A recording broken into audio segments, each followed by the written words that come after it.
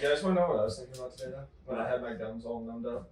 Oh, what you So, how interesting do you think it would be to like numb up a competitive eater's mouth and then have them eat the like hot dog eating competition? It would be. Have you guys seen? Also, hold on. We're gonna start with that. Pretty fucked. Like, just think about it. Like, how raw would the cheek be? Have you seen Christmas with the Cranks with Tim Allen? A long time ago. So he gets Botox in that movie, and he's eating like mandarin oranges, like the canned ones, and he's like, and it just starts falling out of his mouth. That's exactly what it would be like. Well, it looked like I was having a stroke because like one side of my mouth was not moving. Because I already thought you had one. Real quick, caffeine, carbs, and kilos. Great cold open. We're gonna go from here and enjoy. Okay. Caffeine, Carbs, and Kilos, a special needs podcast. Wait. Oh wait. That's just a bunch of random stuff that I went over because I don't have any notes this time. Okay. Oh, So shit. this is just gonna be Just three down. It's gonna be like my old lifting gram, Raw Dog Mock.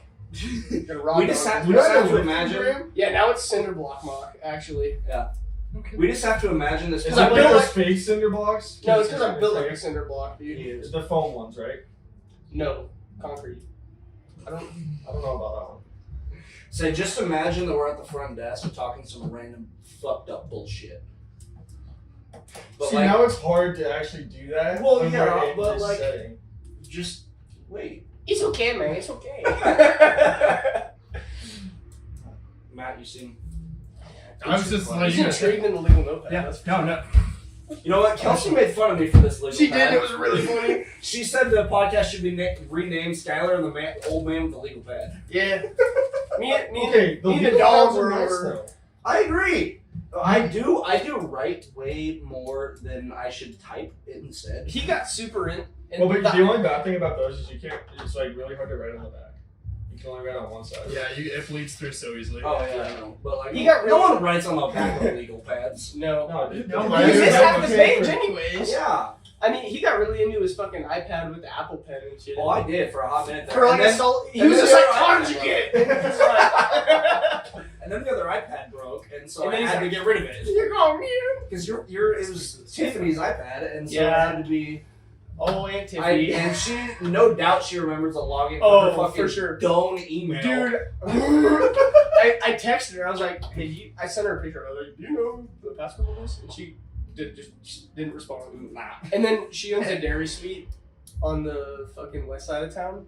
And What? the Dairy Suite, it's Right, an ice the one cream right place. next to the park. Pioneer Spark, she owns it. Pioneers Park. The trailer? Yeah. No shit. Yeah, like It used to be after the tornado went through. Yeah, the no, building, fuck. there was a building. It was her grandma's, and then it was just absolutely fucking demolished, dude. And so her grandma was like, "Oh, time to hang it up," because she's older than shit. And so just Take the And then insurance money, take it. Tiffany's like, "Fuck it." I just realized where the mics were at. I was like looking for them right here. And they're where next the- to you, Matthew. Yeah. Where is it? So- Okay, cool. So she's like, "Fuck it, I'll just turn it into a trailer." And then so her and her sister do it together. Jeez, those will be down. What the fuck? So you really think your voice carries, don't you? No, it just seemed like a gay. It's 'cause it does. The angle of the It's name a- is yeah, important. Yeah, you know what? The angle is more important than the entry point. Dude, you gotta swipe. Wait, you gotta knock, swipe. It's like a credit card. Tap, swipe, insert. What do you mean declines? But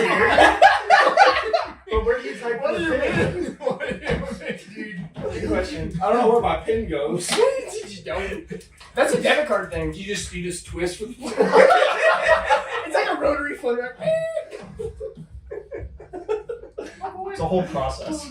This is gonna be a good time. So I was getting ready to come, right? Oh, No, not like that. Tell us more. Not, Which time? not like the credit Is this card. by I yourself? was getting or ready with to someone come else? here to the gym to record the podcast, and I was about to walk out the door, just no hat on, and I was like, "Oh shit!" I was like, "Nobody in this gym knows I look like without a backwards hat on." Okay, So- yeah, you look like every other guy that's...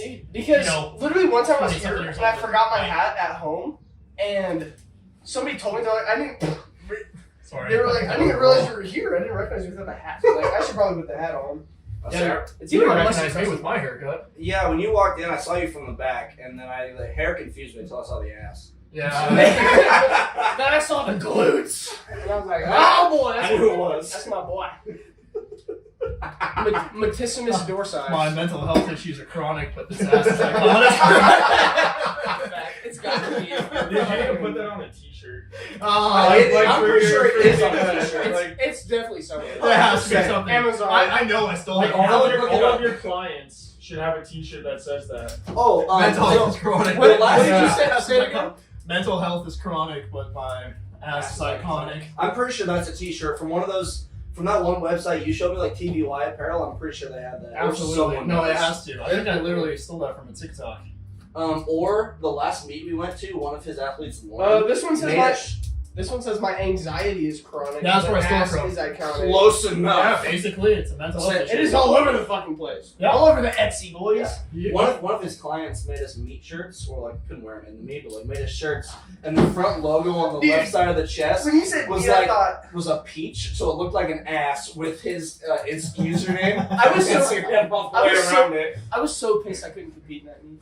Yeah, no, it was a good Is meet. it the one that like YouTube? Last November. Yeah. Yeah, it was like the first meet I actually went in basically with a team and then competed myself. I don't So that remember what my reason for not competing in that meet. In stock.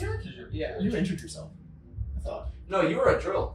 Oh yeah, That's you right, were it was fucking Yeah. No, it was Surf P. I didn't do hazmat bullshit, so I couldn't Yeah, you go couldn't compete. get out of it. I was prep. I went all the way through my volume and then all the way through my first strength block. Yep. And then I was like, can't do it.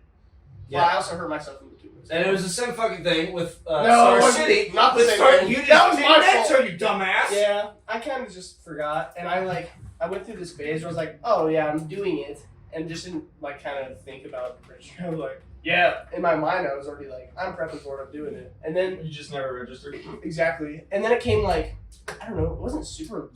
Like, No, it was like the entry February. was closed. It was like February, and then she was closed. Yeah, And because last year I entered at the same time, and we didn't even fill that meet. So I think that TikTok has popularized powerlifting so much Yes. Oh yeah. that meets are selling out so fast now. Well, Like, and people just are in, registering just in motherfuckers. general, powerlifting's getting bigger. USAPL Oh. in Nebraska is getting bigger. Yeah, no shit. With like, The social media influencers.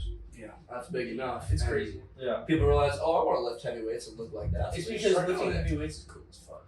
Well, yeah, I didn't even intend to start powerlifting when I did. I just started lifting heavier and heavier, and then someone told me you should compete, and I said no, I'm not strong enough to do that. And then I got second in my first meet to some freak of fucking nature, and then I'm like, all right, well, we're gonna start competing. Them thick boys are strong. Yeah, you remember CSG last year? Oh yeah. That like 6'4" dude that came the in, man like, that was his pre-workout was a bottle of maple syrup. I won't never forget. Yeah. What? and he was standing up in fucking pajama pants. What a stud. The man. That's In like- July?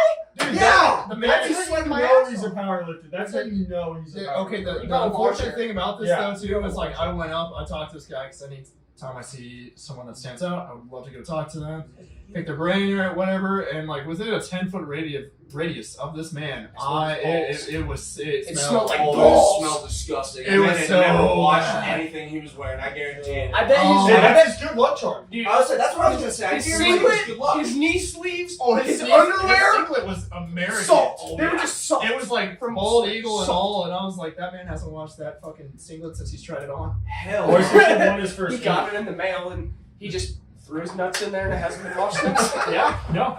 My first pair of knee sleeves I bought still hasn't been washed. They stink like I had them in my car for the last like fucking month. My car smells like knee sleeves. Well, the unfortunate thing is that's your fault, Essentially, though. some vinegar smell. Why are you shushing me? I was saying, the unfortunate thing is, It keeps them I it keeps them stiffer, brother. was saying, you have to soak them too. That's the other fucking issue. Yeah, you that gotta- water gets. Oh yeah. Dude, if you don't wash them, they get stiffer, and then your lifts get better. The man walking up with the crustiest knee sleeves. You just hear cracks on the way It up. sounds like Rice Krispies when you're going Yes. up and down in the They squat. snap in half on the platform. Absolutely no support coming up. Just. They just stay down. Oh, well, those are fragile. But This is crispy. So are these notes that you have on here right now, are these applicable to what we're doing currently? No, So- that was from last one. So like I don't know if I What- can read what- my own handwriting. Oh, that's my handwriting. That's- So you can't I read that. can't out. read it anyway. That literally That's says like Dr. Shorthand. it is. Yes, gym growth history I went over last time. Lifting stories. I mean, I can guess we can ask Alec and Tyler some lifting stories. That's like Tyler's a lift. Can you pull up the notes that we had from the last one? Because we covered like 10 of like 50 points. don't worry. I have a yellow legal pad. So yes. Okay. Big shit, my life. So you guys can look through that. You guys can look through that, or just So, throw it and use it as an inanimate object. Well, I covered the gym history Yep. a little bit. I didn't cover like the gym everything like the post price increase and like going from DJ to Anthony to myself running it, and then the myths and misconceptions. We can talk some bullshit about how carbs are bad, fats are bad. You shouldn't eat eggs, and Okay. skinny doesn't equal healthy and Eggs shit like that. equal high cholesterol. Well, I was saying that's been debunked now a couple times. Otherwise, just cutting and bulking is random bullshit. And then for everyone, like just favorite stories, horror stories, first meets, meet rituals. Tyler doesn't compete. You know what? So I dropped your name. My bad. I didn't drop. Cap- your oh name. yeah, we never. Captain Dickhead. Everyone knows you by last name, not your first name. Captain Dickhead in the house. So yeah, I don't think we actually ever introduced any of us.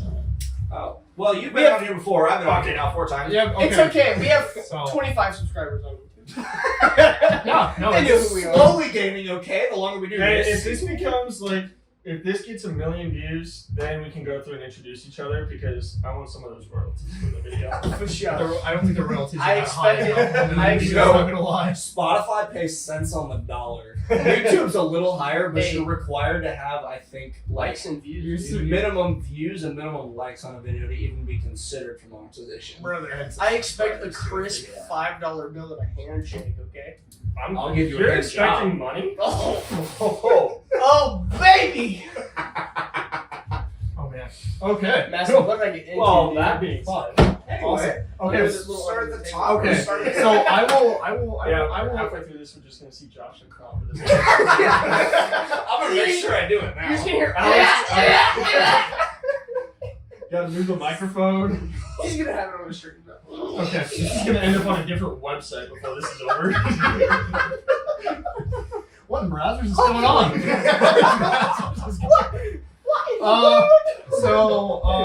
Okay. So just I guess briefly, I'll take the reins on this for just a brief moment of time.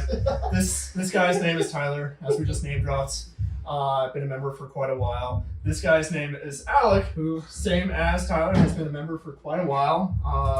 We're basically His aunt owns half My- the place, so he's. his aunt owns half the My aunt- place. Now that I'm just figuring this out, apparently. My aunt helped build this gym. Like she was with Roderick when they put it together. So she's like, "Hey, Broad, put my nephew's fingerprint." Do you pay for membership? Fuck, So- No, that makes sense. Okay. She's like, "Hey, yo, put my." I wouldn't come here if I honestly had to pay. Don't say that on the Hey, mic. I reduce prices. It's fine. I'm brokered and shit. Yeah. We are reasonably priced. Let's let everyone know that. Well, when I was Hold on. let me rephrase. We are reasonably priced now after I fixed some shit. Once Josh took over, this gym got significantly better. We still Hey, When Anthony was Fucking you're Stop it. But when I was a college student, Wait, I so wasn't did you making know shit this for shit? money. Or it was your aunt? He was I- like 12. I lived in Oakland, and I was like a sophomore in high school. I helped fix some stuff, so I have free membership. But You told me how to fix. Exactly. Tell me. We're Waiting in 2 weeks. The What do you want? the screws go here. I expect money. You get Well, yeah, four. that's I what gave you I'm saying. 3 fruit snacks, okay? I've only redeemed one of those. Well, that's your fault, not mine. I just want to put that on the record that I still have. Let's free let left. Matt take control of this I was- again. Sorry, man. That's We're never my, gonna that's get my this. bad. We're No, never you're gonna good. get through Shut- any you're face good, you're stuff. You're good. I'll finish the story. Okay, so post introduction to these two. Obviously, everyone knows Josh. Everyone might know me. That's my dad, Josh. If anyone does not know me or is like, who is that guy currently? My name is Matt. I am the basically the resident dad of the trainer. group. Resident trainer slash coach. Slash Recently daddy. just got a haircut too, so now I look like a 1990s Brendan Fraser. Dad, So, daddy, Dad, which was daddy. probably arguably the best Brendan Fraser that was around. I would say then Hollywood fucked him, and now he's sad, and I'm upset about But it. he's The got- Mummy was fantastic. He was a beautiful man too. I Before agree. that. My mom had a crush on him. That Absolutely. was her celebrity fuck. Yeah, yeah. We just prefaced this screensaver. We're just Show it to the camera, Mama. I can make Skylar put it on the Oh, the okay.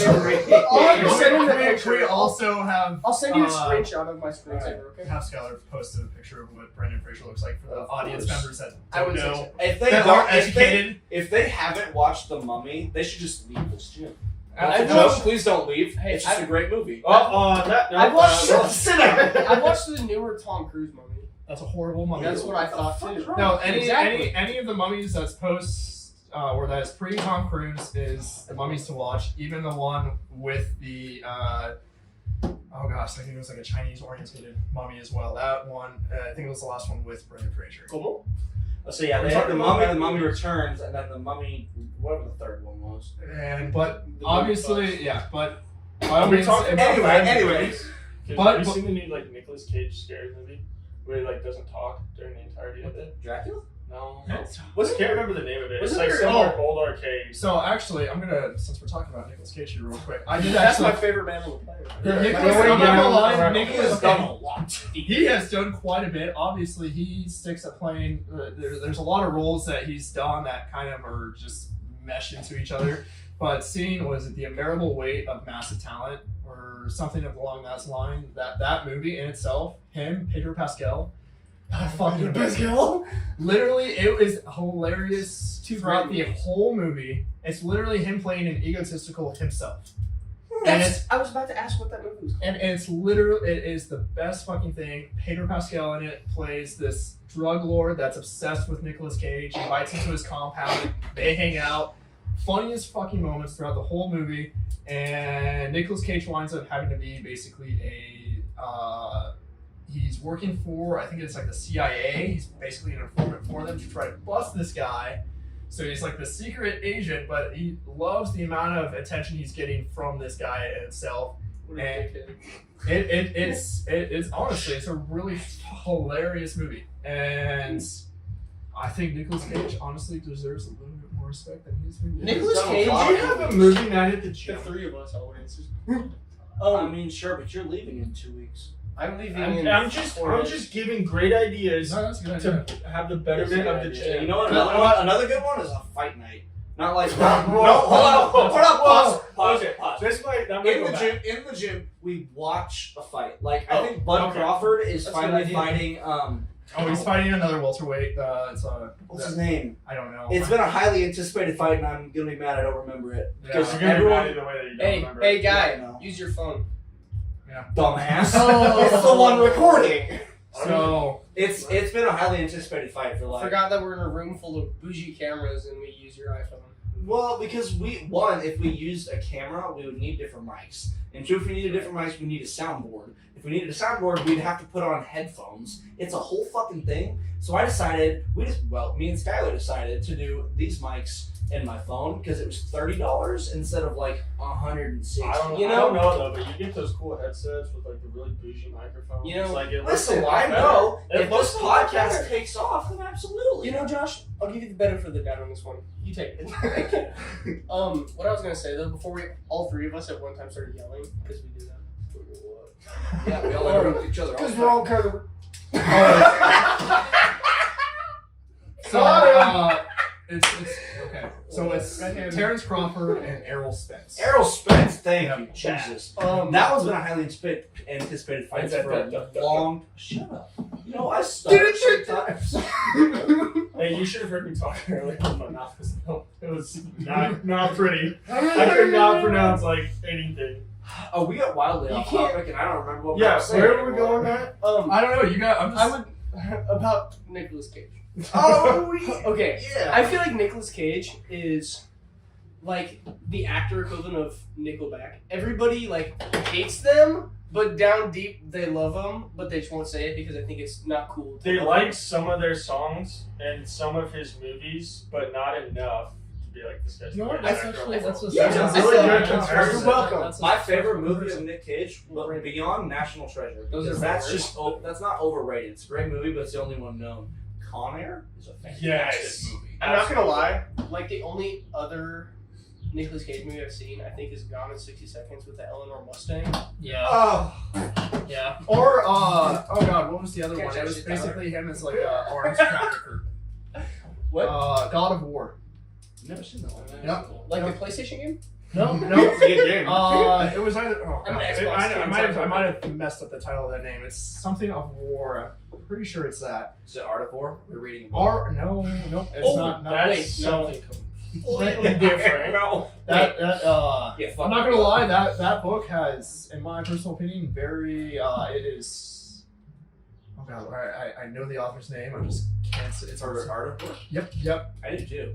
But it starts with an S. But Yeah. it's a very, I'm not gonna lie, kind of overrated book for. It's like people like in business and stuff are like, oh, use this to like figure out business strategies or Which like. is really funny because all it is just war strategies. It's all it is formation and having to do with a bunch of random things that aren't even applicable to today's. The only military the only in part I any know way, from shape, that or form. book, the only part I know from that book is fight the enemy where they aren't. What does that mean?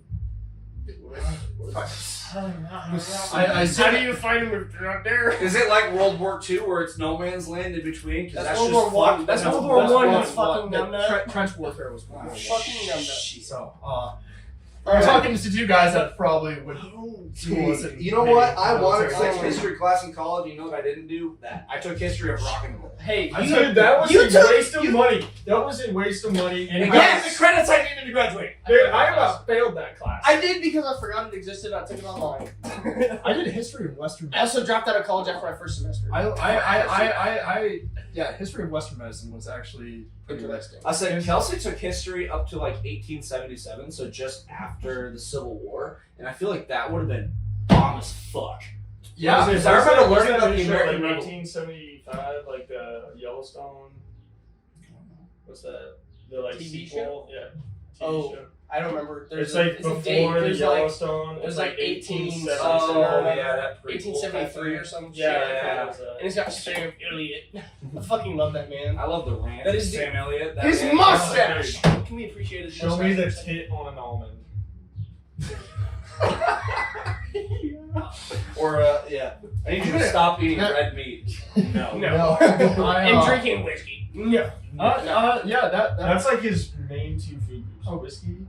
okay. So that character stands out quite a bit amongst being a manly man. But let's Parks and Rec. Ron Swanson. Yeah. Yes. That's They're a literally, man. they're literally the same character. Yeah, but I think Literally One the has- same character, different body type. One has a white mustache, one has a brown mustache. and Ron Swanson knows more about wood than I think any other person in this world does. Tyler That- knows a lot about wood. Oh my Big god. wink.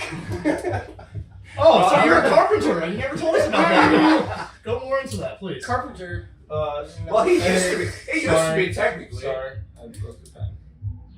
You motherfucker.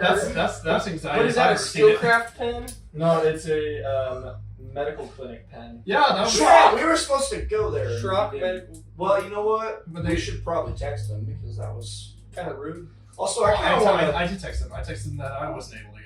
I don't know if you ever texted him. So that. now we decided Okay. Josh is a shitty person. Josh is a fuck nut. No, I have ADHD and forget what anything is. It's or pronounced how to do it. Wait, anything. never mind. This is an ADHD. But okay. take you anywhere. No, not at all. Anyway, I wore.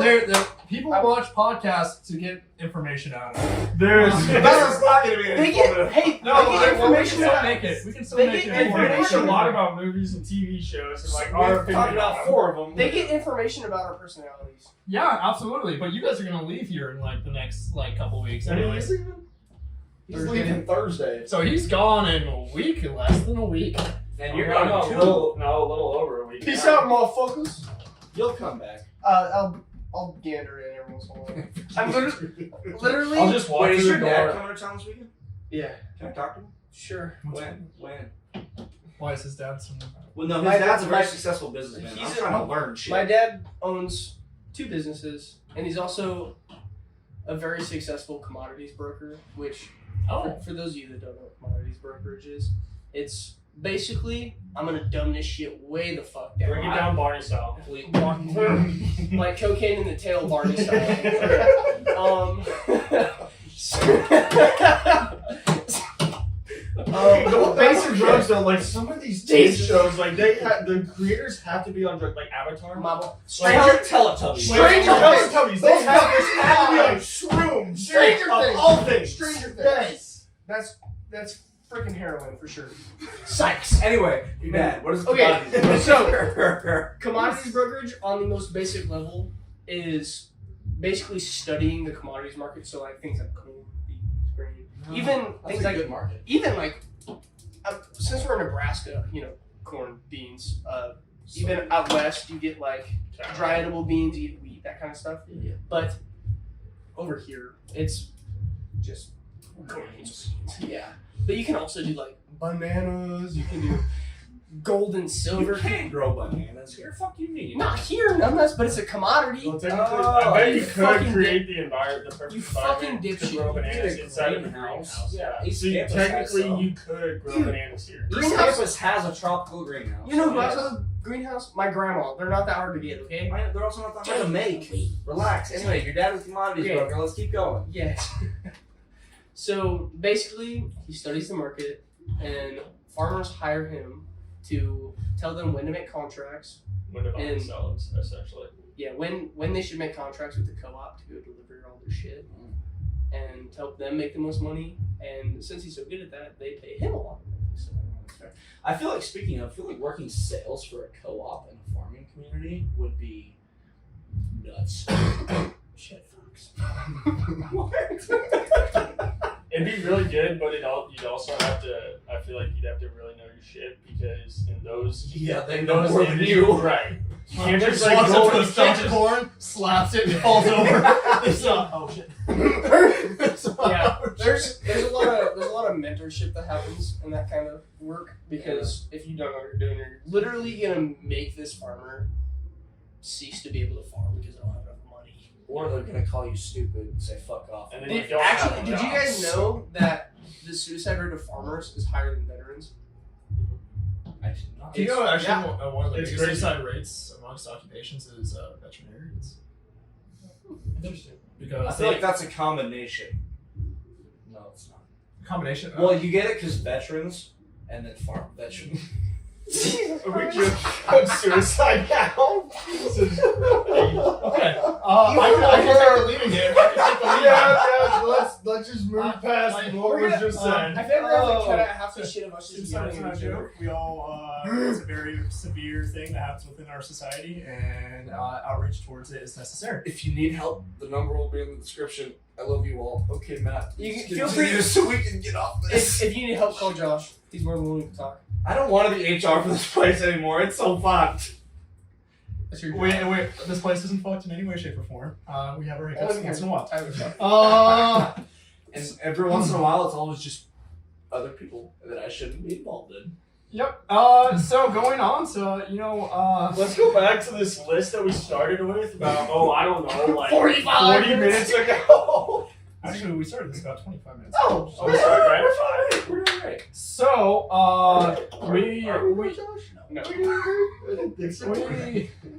we No. are. This is a very loosely organized attempt, as you can tell. It is not loose. Yeah, It is on a we- legal pad. Look at it. So Loosely organized, tightly special needs. So I just want to preface this. We did not write anything down on this legal pad. This is from Past this is from podcasts. like 2 weeks ago, and we just walked in here, sat down, And said, let's Started try. fucking off. So, we can talk about something that is gym specific, and I think going into the nutrition of lifting might be maybe a good start to see what you guys think about nutrition and lifting, what you guys have experienced with being considered. So we basically at the table right now we have 2 competitors. Hey. And we have I competed 2.5. 2.5. I mean, so okay. Okay, you don't need to go into the No, story. no, I'm not no, going no, to Wait and let Matt finish. I'm not going because into the story. Matt is I have trying to start competed. us on a good topic here. I'm not going into a story. I have competed, and I'm planning on competing again. Okay, That's you all just, I have have to, to say. you just have to remember to sign up. 2.5. So okay. So we have 2.25 competitors at the table Correct. right now. And so with 2 competitors at the table, we take nutrition to an extent seriously. It depends on the there is points before training, obviously, that the nutrition is taken quite seriously when it comes to the caloric deficit and losing weight and making the weight class that is needed to be met. But beyond that, in a general population sense, for the people that don't actually train, how do you guys really truly view your nutrition and importance wise? Do you obviously when a lot of people come to the gym, they want to work on all aspects? Oh, we should go around the table instead of interrupting each other. So we'll start.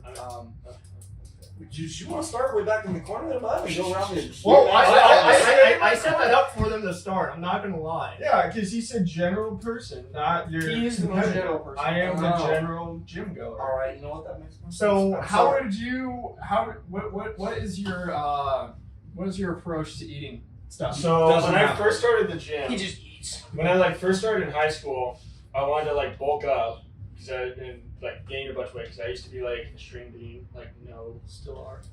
A little Less- bit better. less you of. should have seen some pictures of me back in high school. I was skinny. If you send them to Skylar, I'm going to put it up on the. No, I I don't don't for want you. this out there. Send But so I started out with just eating a ton. I would eat 6 meals a day of chicken, rice, and a veggie of some sorts to bulk up. But now, Good man. I had a little bit of a break there, but I would just eat fast food with work. It was really hard to actually consistently eat good. The And Anthony I Bowl. think we've all had That's that issue. the Yeah. Anthony Bowl right there. Yeah, runs that every day for lunch. Fuck yeah. But recently, or not recently, within the last year or two, I've been consistently just forcing myself to meal prep at least multiple meals a week. So then that way I can just throw them in to the microwave and I don't have to worry about, okay, I need to figure out when I can make food and how healthy is it going to be and whatever. I can just find a recipe online, make a bunch of it, throw it in dishes, and then eat it from there. And then if I do eat out, or if I do eat fast food, then I'll just be cognizant and try to eat healthy. Won't have as many burgers or a soda or something like that. I'll go to a Chipotle and try to get something healthy. Yeah. And I was going to say But too, a even lot then, of how healthy is that really? eating healthy consistently, you don't need to be 100% unless you are diehard committed to every fucking thing you're doing. Right. There's plenty of people, and I just watched a podcast recently with Dave Tate and Mike Israetel that says you should be 85%. The other 15%, I did the math too because I was curious in my head. I was just saying, So it's like every 34 meals, you're allowed 34 days, 15 meals within those 34 days are allowed to be one cheat meal. So that breaks out to once every other weekdays. Wait, no. That was a joke. 34. What the fuck is it? I don't remember the math I did. 34, It's 15 34. It's 34 weeks, and of that 34 weeks, 15 meals would be 85. Would be that 15% of your. So you go God. 15 straight days of just eating like shit. No, so it's every other week you would Josh. allow yourself a cheat meal. That was fucking sarcasm. Okay, well, But So- and then too, if you do have a cheat meal, just work harder in the gym that next day, maybe go on a run, do some See, cardio, that's- or do something that's the else to other help thing that- burn off the calories. That's that the you other thing I consume. struggle with. Is then you fall into that whole thing of, oh, I can't. If I eat unhealthy, I have to go into the gym and make things worse for myself. I've fallen into that a couple times as well, where I think that's just such an unhealthy mechanism. I'm fucking with my mics. Keep going. I think. Breaks on- pen. So if you break my pen, I swear to God, That's that's a my shit good pen. That's a nice one. I know. That's why I'm on it. Even the angle of the pen. Wait, we gotta match. We Broke gotta my match pen. the angle of the It angle. cracked. Anyway, I honestly think that if you eat unhealthy the day before, going into the gym to just intentionally try and burn off those calories, you're gonna fall into some sort of eating disorder. And that's almost how they start, based on what I've heard from people that have recovered from those. So I think, honestly, eating healthy, like I said, 85% consistency, where if you fall off once, honestly, I allow myself a cheat meal every week because trying to go that long, now my cheat meal isn't going to be fucking 4,000 calories. Because if I'm Going to like a restaurant and getting like their main dish, which is if I'm at a 500 calorie deficit daily, 4,000 calories extra on one day, that knocks out all of the deficit I've done previously. And so you have to be intelligent about your cheat meals. Like tonight, I'm gonna go to Super Saver, give myself like a 10 to 12 ounce New York strip, eat like double my serving of potatoes, and add. What was I gonna add? I don't remember what I was gonna add, but like just probably veggies. I would say Something make edible, hopefully. it so like it's still healthy, but at the same time you're allowing yourself to eat more than your normal meals.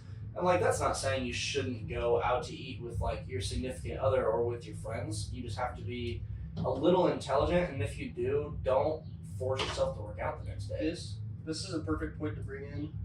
That's not necessarily a cheat meal. I would almost just call that a high calorie meal, not a cheat meal. Fair. Because I think if you boost your diet with a high calorie meal where it's like red meat, potatoes, like high quality foods, I think that's still gonna be good for you in the end of everything, especially if you're not, overgoing that weekly deficit that you have, because all of a sudden you're gonna have this fantastic freaking pump the next day. You're gonna have a great workout. So like you just have this high calorie meal instead. It's not really a cheat meal because a cheat meal is something like shitty. Like you go to McDonald's and I'm like, I just ate 4 Big Macs. I was saying I'm trying to. I I used to get 4 McDoubles. Dude, Now, granted, two McDoubles, 750 calories, and like 42 grams of protein. No, it's higher than that. It's like 48, 49. It's unbeatable.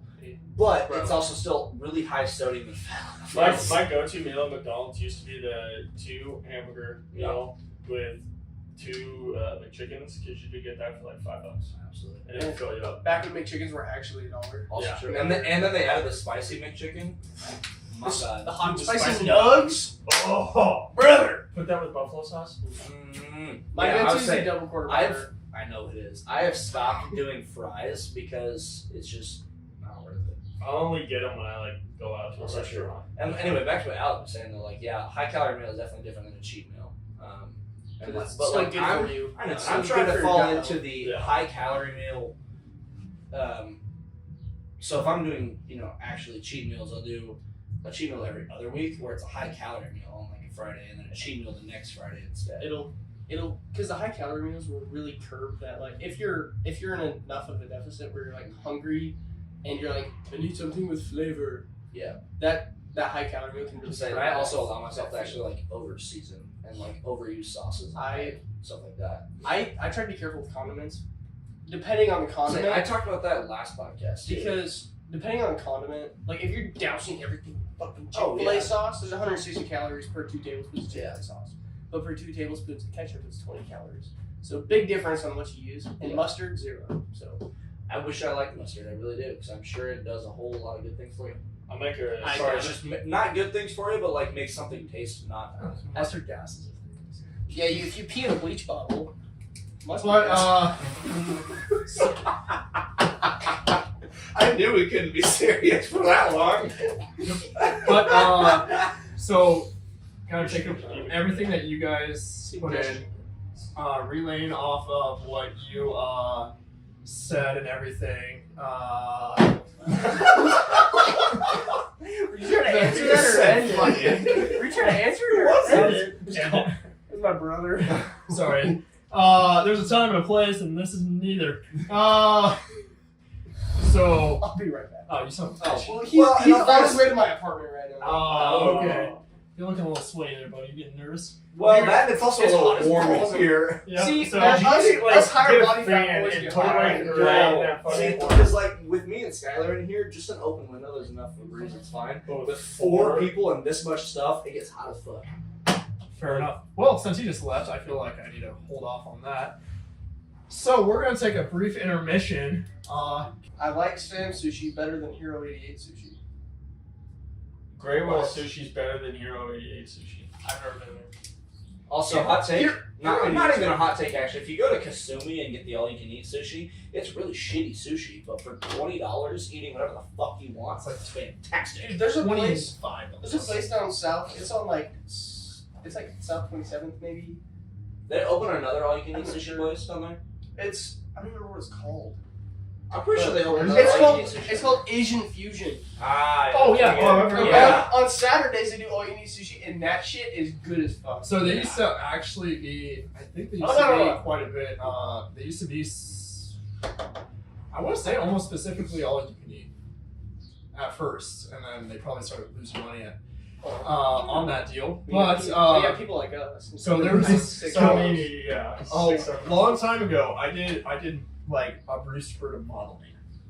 I was like, I can see it. If you That's send that pretty picture to Skylar, you can also put it up for your little like holding the I- skateboard behind you. I can only- Wow. Wait, Yeah. was that the one that you posted on your Instagram story? Was like the leanest you've ever been? oh, that was one of them. No, I say he has a lot of them. And you had the Bieber cut. The best one that I probably had. Oh god, I did have a beaver cut. It was that guy. Hey Yeah. yo! If you send that to Skylar, he can put That it up needs on to the be put up. screen. I am firm. But when I used to do that, Don't turn any straight man gay. That's like- not. That's like Let Ryan. me, Reynolds. let me just kind of hold on a minute. Okay, so I got done. Where's the duct tape? I got done with the shoot, and I went out to eat with a few coworkers. So this coworker, her sisters, we all went out and went to Asian Fusion, and it was the all you can eat at the moment. I think it was, like I said, I think they did it almost like an everyday type of thing. But for this, between 3 of them got a boat, which a boat ranges from about 10 to 12 rolls. Holy fuck! I thought it was like 6 to 9. I I thought you think meant you have to have boat. 7 rolls at least at Hero So to it could- be able to classify as a Oh, boat. okay. It could vary, but the boats here were like pretty good size, and my dumbass orders enough rolls to get my own fucking boat. When you first said boat, I thought you meant boat. But Wait, did you have your boater's license to get this boat? no, not yet. No. You have to go to the courthouse. Okay, wait. Unpopular opinion. Do you guys think that the boats that you get at sushi places do they actually float like a real boat? There would, so yes. Yeah, I would say so. Yeah. No. It was honest question. I didn't- Bro said unpopular opinion and then asked a question. The only thing I could be worried about, however, is they're not like watertight. Oh, so there's there's gaps. some gaps They're between gathering for slabs. show for show. However, But still float. me and a buddy of mine back when I was like, 10, he made like a Lego boat. Oh yeah, those will float. Those floated, yeah. We put it in a pool in Them my bitches backyard. watertight. God damn, that bitch was floating. When we broke it and took it apart, I didn't watch him build it. He built it on his own. When we broke it and took it apart, I got to see he actually built fucking floors. What a The bottom stud. of the boat. What a stud. That was sick as fuck. See, I want to get the Titanic Lego set. Not because it looks cool, but just from the intricacies in building it. I would. And, I like, put it same in with my like room. all the Star Wars, like big, like. Bro, Lego I was shit. doesn't getting recreate back them. into Legos and I would display that shit. Me too. Hey, I gotta have get I, back on top. Oh wait. I have- No, Matt's gonna go off. I somewhere else. He have looks- a Harry Potter Hungarian I horntail think you one, need to shut up. And That then has the- something very. and then the Death Star trench run. They're badass. Anyway, Matthew. Yeah. Okay, so finishing my story though. Got a boat for Oh, myself. yeah. So got a boat. I literally got a boat for myself. I finished my fucking boat. So I ate about 11, I think, rolls on this, God. and they How didn't many finish pieces theirs. per roll? It ranges about 6 to 8, I think.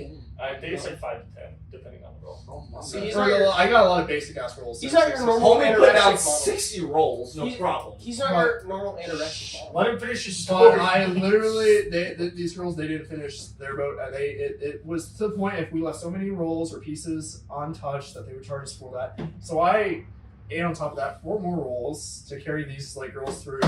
And literally, I've never felt more lethargic in my life. Yeah, because Yeah, you ate nearly 100 pieces of sushi.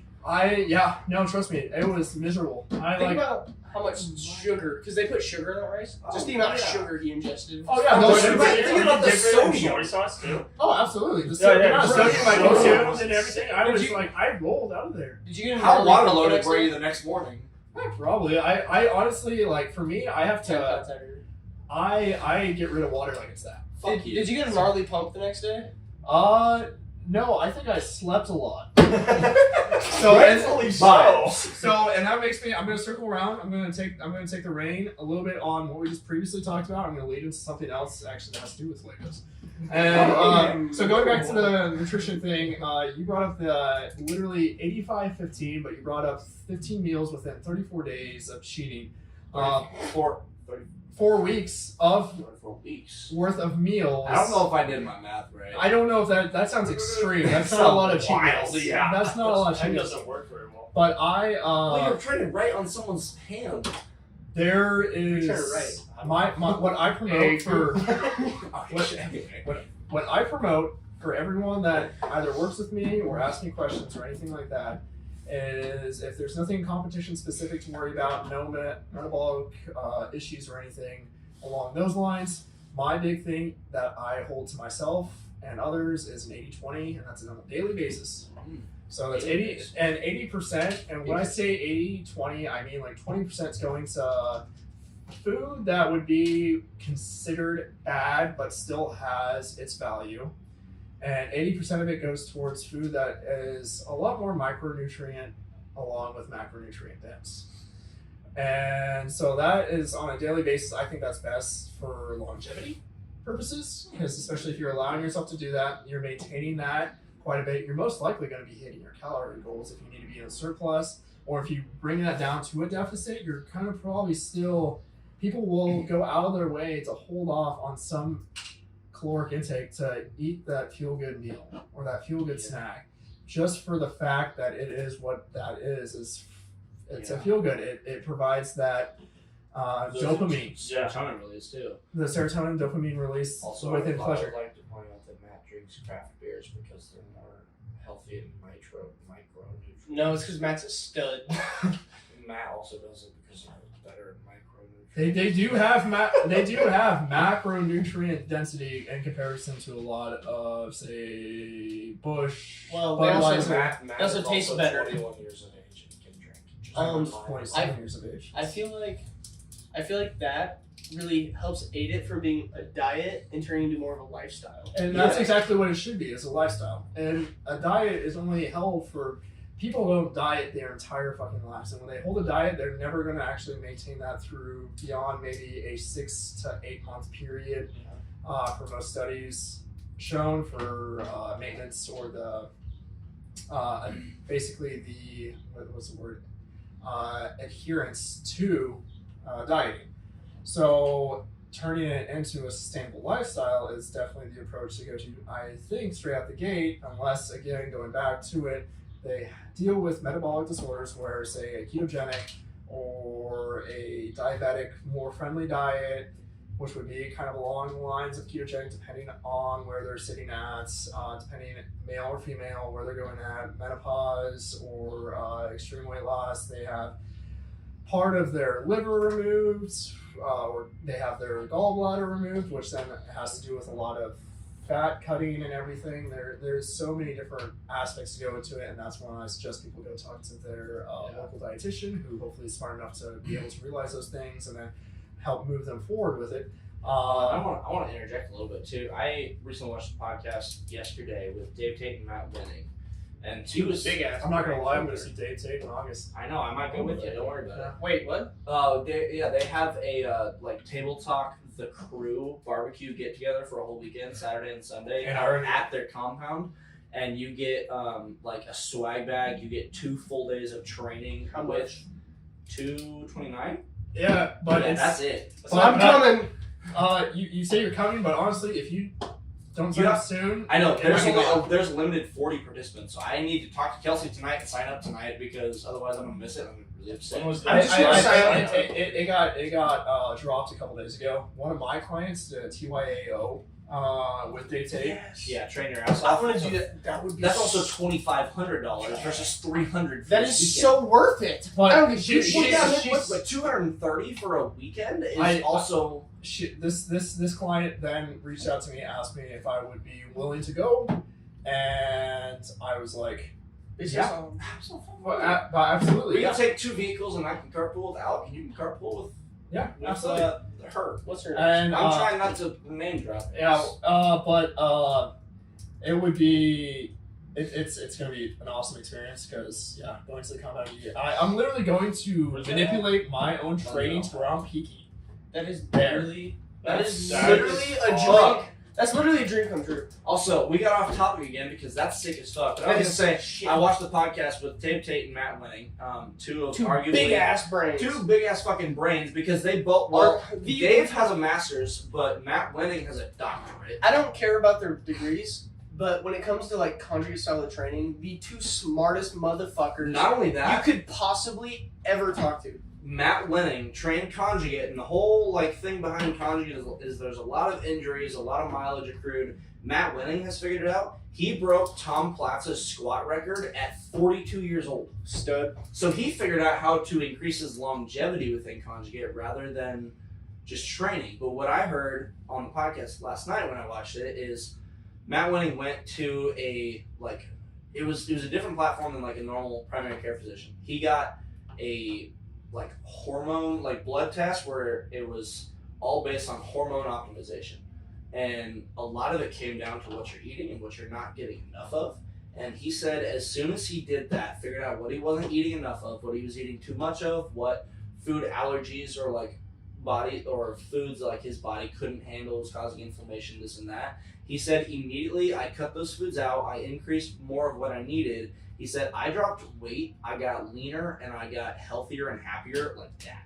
Yeah. And so I think diet, nutrition as a overlying term, because diet is it's kind of a dogma term.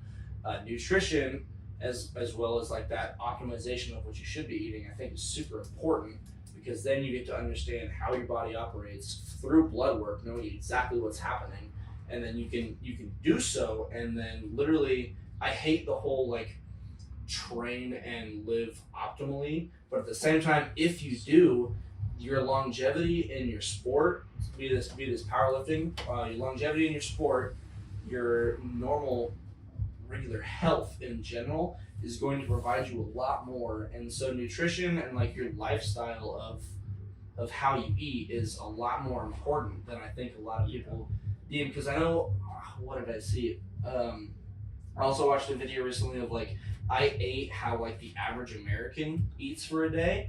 I watched that video. What was it? Will Tennyson? Yeah, or some it was. shit?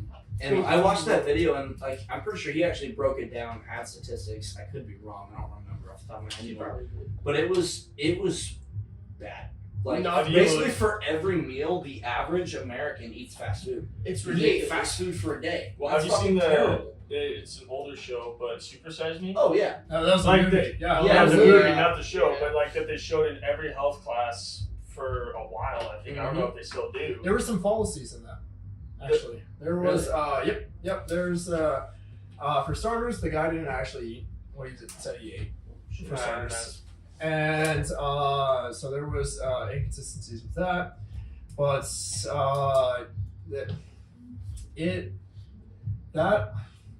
the Super Size Me, obviously he got everything that was basically to the extreme. Oh yeah, And yeah, it was- 100%. It was basically a scare campaign for that. Yeah. Obviously I'm not going to be there.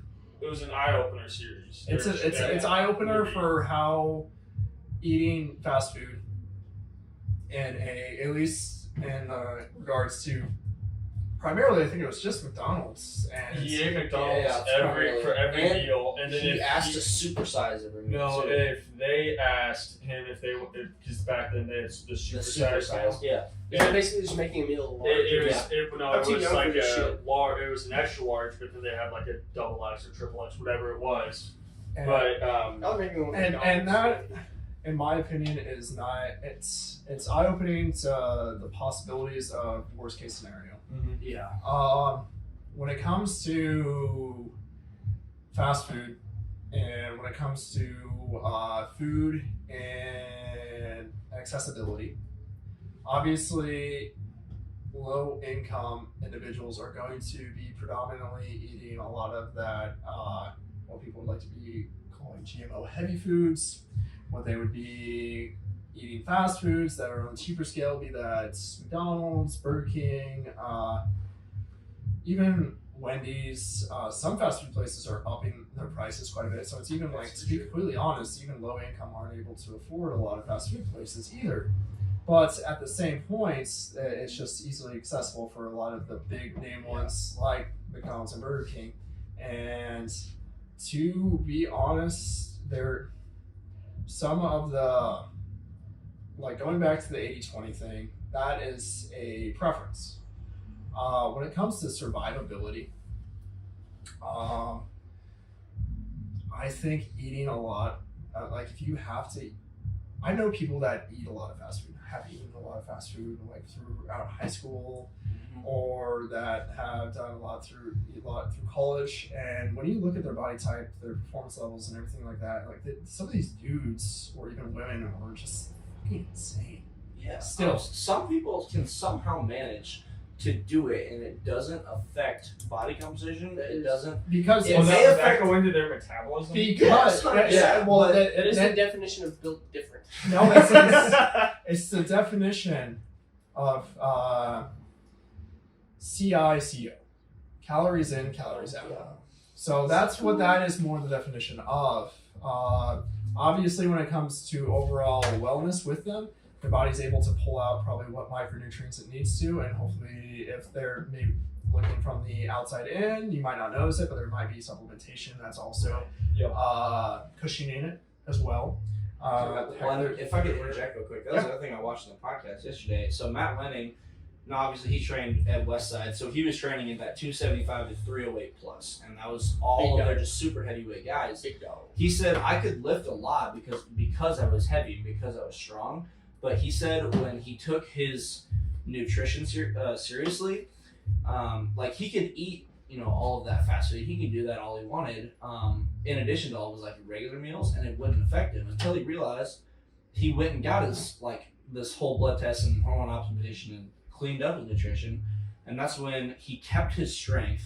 He slept better. He performed better in the gym, in regular day-to-day life. He felt better in general. Like, these athletes may be able to do that, but like I don't think they understand either that like if they actually did what their body needed, they could be above and beyond what they already are at. Absolutely, and that's why there's at a collegiate level, there is, for example, I'm going to use the UNL. Science. Yeah, well, the training table's nuts enough. They have how many dietitians on staff. So I volunteered at the training table a couple times, and the training table essentially consists of a few, I would say about around 3 to 5 actual RDs, registered dietitians, with primarily a sports specific experience, and then a lot of interns underneath them, be that dietetics majors going into obviously masters, because that's what a lot of dietetics requires. And they definitely have it, I wouldn't say down to like there is a science behind it. I wouldn't call it soft science like I would say psychology is, for example, but it is a loose science. It is something that's like, hey, these things are good for you, just eat them. And there's nothing that's purely quantized or quantified for the individuals to eat, like, hey, you have to meet this certain amount. They do have a, I think it was a bod pod that they use for BMI. Yeah. The only thing I do know real quick though on like what they must eat is a lot of the football players actually have a designated They do. like breakfast shake. Like you can Yep. if you back when they allowed They have a it, supplement dispenser. back when They the just training scan table their card or whatever. Yeah, and and Yeah, back when yeah. the training table allowed regular students to go in for lunch, you could go through the line and go and like actually to a specific station and eat almost exactly like what the certain athlete did. Yeah, and That's they wild. and That's their kinda food awesome. they also have like it's red, yellow, green. Yeah, I think. Are you talking about the military stuff? No. This is what the No. DFAC has, bro. Well, not Red, the, yellow, green. not, That's so not, terrible. not the D-bags that I thought that's what you were talking about. No, I but was like it's just a the joke. training table had it where like, okay, yes, you can eat a lot of this stuff and it's green. Yellow is like, okay, maybe not so much, and red, so on and so forth. Like you don't want to eat this or eat very little, Yeah. and that's mainly like your desserts and stuff like that. And Half the time, that's really flawed. and Like, I'm not gonna Yeah. lie, yeah, there is some flaw to Very it. opinion. Because I never went to the cafeteria on campus or anything. Well, I when lived you on were in East there, they didn't campus. even allow it. Training table, only my freshman year did I ever get lunch there, and then Really? after that, they like. Well, when I I just went there, know- it was like you had to like reserve your Yeah, spot. I still had to have a reservation, but like after my freshman year, I don't even think they. did anymore. So fun thing. I'm just gonna go explore the training table from my Yeah, experience. you have better experience than that. So with how it works, when I did my little stint, I have a buddy too that's dietetics, like going through and finishing his master's with it, and has done a lot more with it. But with what I was able to experience, one of the times where I actually had to help and basically just like restock food and make sure people were grabbing what they like, the quantity, basically supervise and make sure like, hey, they're not running around with like trying to take like 3-4 steaks and just Right. grabbing their limit of like, I think it was just one. And all those things, they literally, so for what they had, and it was kind of post-ish COVID, not really, but literally the football team and itself, so the training table is located in Memorial Stadium. Right. The main part of it is basically this whole kitchen setup and everything. During training table hours, for at least dinner that I know of, it was just football players that are allowed within actually the facility itself. And every single other athlete beyond football was pushed through the media bay and the setup that they had through there to get their food. So there was a separation of that, for example. That was, I thought it was kind of a little weird. There probably is their own reasons for that beyond it, besides like preference and segregation. Beyond that, obviously we all know the biggest moneymaker for UNL is going to be Husker football. More volleyball. And volleyball is We're a coming. volleyball school. We sold out Memorial Stadium for a fucking volleyball match. So, And, like, a but even then, football is still favored. Right, absolutely. And I don't know how much anymore. Hey, we got Matt Rule, okay? He's great in the public eye so far. That's awesome. So far. But beyond that, we don't know how he's going to actually perform as coach. No, well, And Soon, fuck, find Scott Frost was great in the public eye too until he cheated multiple there's times. a lot of other issues going on there. Yeah. So It's not even that. no, we don't need to. So we with the training table in itself though, who knows where it's at currently, because once the whole coaching staff change, so fun fact about collegiate sports, it's quite fucking political. And I would have not ever made it as a strength and conditioning coach for collegiate sports, and I know that, and I'm so fucking thankful for that too. That I didn't allow that's not an actual route for me. For the fact that the turnover rate is so fucking high, the pay rate for beginning wages is barely fucking livable. Really? And unless you were the top 3 in the strength and conditioning staff, you aren't making shit. And that's for a lot of fucking strength and conditioning programs, collegiate, even somewhat professional wise. And so they revamped the whole, with Matt Rule coming in and his coach and his assistant's coach and everything like that. Of course, the S&C conditioning staff, that whole staffing is replaced. Yeah. And And they had, so, I think, I want to say 30% turnover with that whole thing. So I didn't know who they With the Matt Rule came in. with the whole Yep, like, they- transition, it was like 30% of their staff like got replaced. oh yeah, and that's not unheard of. If anything, that might that's- actually be a little bit more than what you think it is. Yeah. Because heck, the person Dave Ellis was the sports performance nutrition director. He was replaced immediately. Once that coaching staff, they changed the performance nutrition director, and homie, once he got replaced, I saw on Facebook that he's selling his house for whatever 1.5 million, and so they got replaced. A lot of nutrition staff got replaced. The S&C, all of them.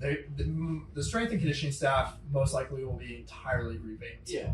Well, and Because- Well, and I almost think as it should be, because I don't know. Well, what- that's like you got a new head coach that's coming into a program. He wants to keep his guys that have been with him and that you throughout- see the throughout- results for. right. I would that say he not. can and we actually don't- vouch for personally Yeah, to bring and them that's into it. the program. Yeah. And that's what it is. And that's exactly who they brought in. They had, oh god, I forgot what his name was. His first name is Zach. I forgot what his last name was. The prior head strength and Oh conditioning coach. yeah, he's the guy that he actually trained under Tom Osborne's Yeah. strength and conditioning coach. He trained underneath him. And Oh, yeah, I remember when Frost brought him on. Me and a buddy of mine were like, "This is exciting." Like someone Oh, actually yeah. trained under Tom Osborne's It's exciting, yeah. The man uses progressive overload like every other fucking person with a fucking brain. So, so that was Matt has very strong opinions. the from what I've heard, the dude was not as great as he fucking seemed. He was not the best person for the position, at least for when it comes to longevity. When it comes to a lot of the pushing max effort lifts, coming out and supporting those, sure, yeah. But progressive overload is literally the backbone to linear periodization. That's it. So you don't need a bachelor's, you don't need a master's, you don't need a doctorate to figure those out. Yeah, you just need to read a book and do you- understand it. Do you think that there's a better cookie cutter way to apply your whole program to a whole team of people? Is there a whole do you think there's a whole team of people should not get the same program for starters? No. which is fair, but And because I'm assuming there's- that's what they're doing. I don't know. no, and No. that's not If- what they are doing. If they have the proper staff, there's going to be people that are. They will have designated. Like coaches per these 5 Yeah, players. Well, or they'll whatever. have designated. Yeah, they'll have designated maybe coaches, but they'll have designated programs for positions. Yeah. And so they will share a similar say max out day or performance testing day amongst all players in their regards to what is most beneficial for their position. Mhm. But when it comes down to it, as a person, I heard that the prior strength and conditioning coach just wasn't the best guy. I was Well, saying, when I I actually heard have. Well, there's a couple people here that just played for Nebraska and just graduated not too long ago. I'd be kind of curious to ask them. And they some of them might have opposing viewpoints. My viewpoints are just coming from a few S&C coaches that worked under him prior, or a few interns too, because they had run the Husker Power program, and people that. Which used to be the pinnacle program back in the 90s. Well, it was the pinnacle when Boyd Epley started his spurt and started his integration with strength and conditioning in the collegiate realm. We for most parts Good old Diet Coke. you'll 0 calories. Yeah, daddy. you'll see a lot of people sometimes reference to Nebraska Cornhuskers as the pinnacle of strength conditioning and collegiate sports. Sadly, are not anymore. We- Beside that- the point, that- we continue. And I'm not gonna lie, I read. Oh god, it was. I forgot what the book was called. Golden Era, whatever. It had to do a lot with strength and conditioning coaches throughout a lot of collegiate sports, and it was a forward from Boyd Epley, and it was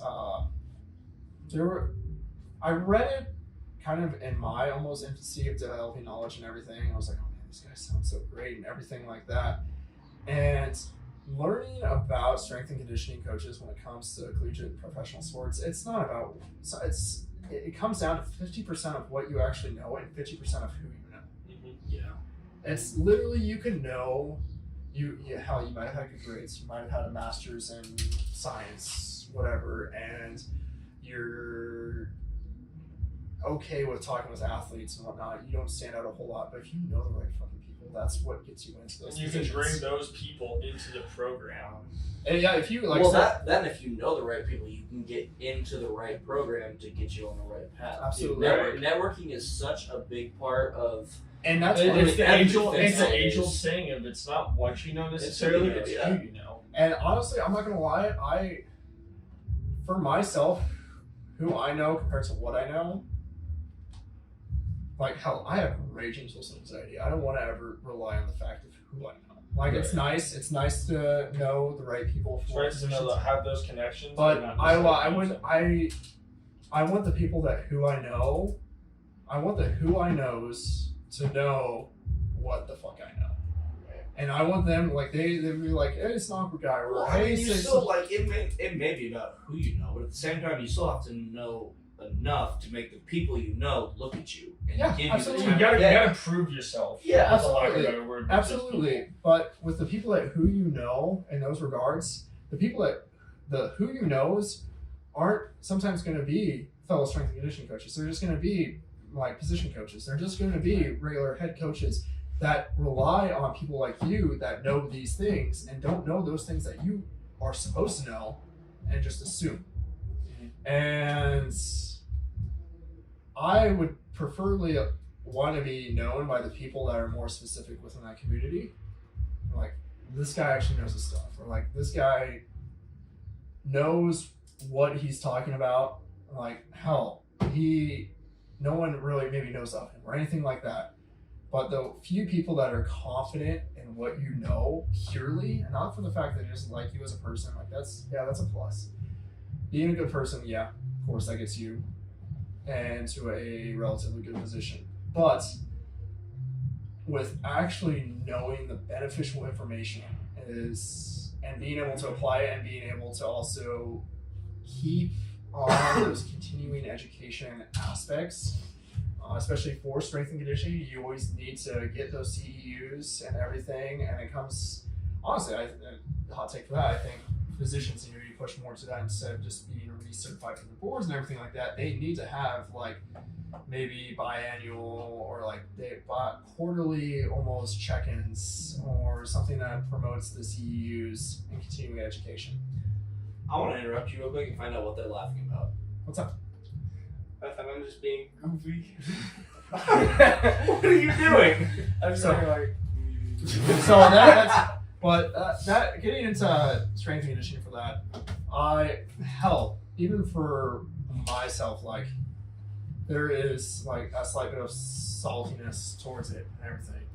From like, heck, me personally, I wasn't cut out to do any of that, and I kind of hold some animosity towards that.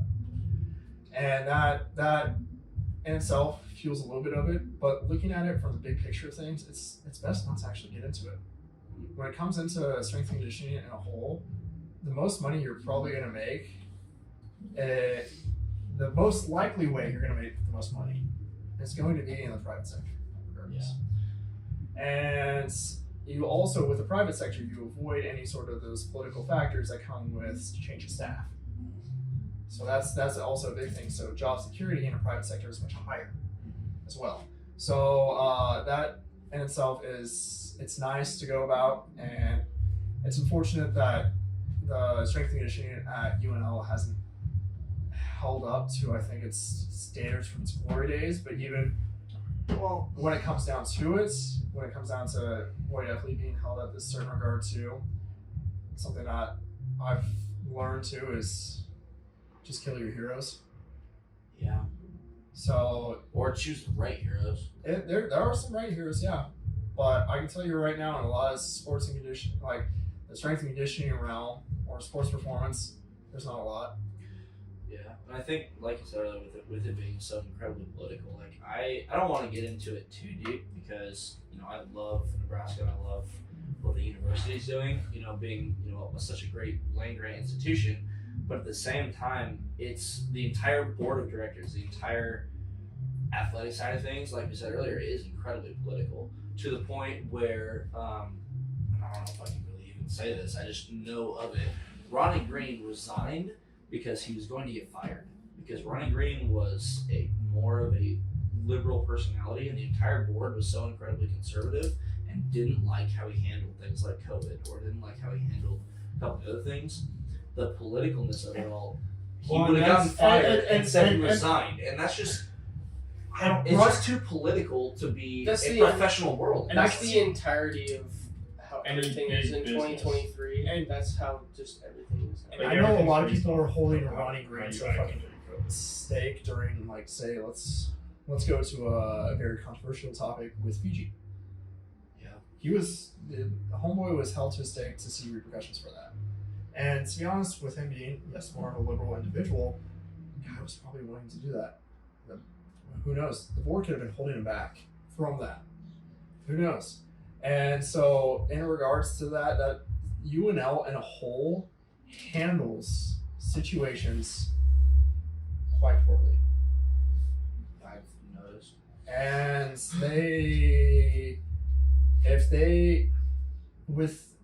if you look at most college campuses across the nation, the amount of liberal demographic population within them increases quite a bit within at least the city that they are predominant within. Yeah. And that is due to the fact of higher education, and something with being liberal and higher education goes hand in hand quite a bit. It's incredibly difficult to be conservative at a University. at a university. Yep. And it's But I mean, if you go in there, just like I'm here to do my thing. Like, Yeah. And at the that's same time, if you go in there more in the middle of the road, like I am, then you're not really gonna have too much of a worry. You won't really be swayed out of the way. Nope. That's And I think what they'll- East Campus is for. that's true. Liberal, liberal and moderate, both are seen to thrive within university settings. Extreme conservativeness. Extreme conservatives will find themselves will find themselves at a crossroad between a lot of things within a lot of universities. And it depends on the university, but for most of them, like I said, generally, no matter where they're located, are going to have quite a high population of liberal attending students. And with that being said, I think a board should reflect that. Yeah, well, it's just tough because I agree with you. I mean, or not necessarily agree with you, but have a board that's more moderate, because it's I don't know how they have a board or have had one this long at a university in a liberal city, maybe a conservative state, but you're in a liberal city. A board that for this long has been as conservative as they are. Yeah. Well, I mean, at the end of the day, though, too, you want to, as a university, you want to try to, because you're going to have people coming in from all types of walks of life. Yeah. And regardless of what they are or who they associate with, they're there for higher education at the end of the day. So your board should reflect that you're trying to do things in the betterment of the student body as a whole, not one side or the other. And I think ignoring sexual assault cases and everything like that is not. Absolutely not. Not at all. So I think, especially within student athlete wise, I think ignoring that or pushing off to the side or just muffling it is not the way to fucking go. And I think with the fact of with the amount of high conservative population within that, I think that I don't want to say that has an impact on it, but I think it has a minuscule impact on it as well, just for the fact that there is just this, sometimes when it comes to extreme conservatives, and when I say extreme conservatives, you guys might all be conservative in your own way yourselves, but I don't see any of you as extreme conservatives in any way, shape, or form. I think it's also really difficult to be an extreme conservative. This is Especially this day and age. Yeah. Well, one, this day and age, and That's two, that's like supremacy level. Or old white man sitting with a lot of money on a board chair. I was saying, and exactly like you said, I think it's incredibly difficult to be conservative in this day and age because you have to care for human beings as a population while also in certain aspects looking at it differently. So, like, for example, I think you have to sides. liberally look at it, but fiscally you have to look at it conservatively. I feel so like- there's so much different And everywhere. You need to be a I little feel bit like both sides need to get better at looking at us as just people. Yes. We're so split up right now. It's well, just, and I've we always just- thought that it's the dumb. betterment of humans, period. Yeah, and it I've doesn't, always- it doesn't need to be the betterment of this group. It doesn't need to be the betterment of this group. It needs to be the betterment of everybody. And that's always why I've always thought it's stupid to vote party over people.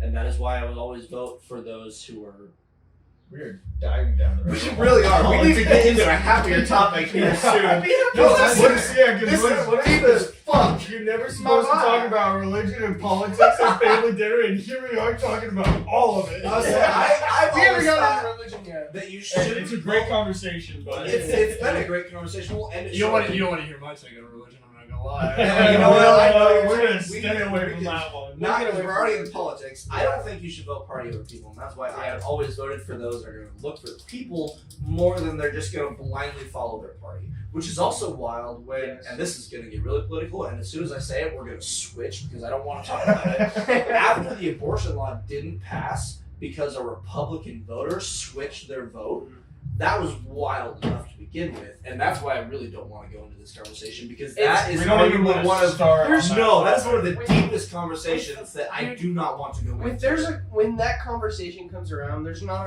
really not a correct side.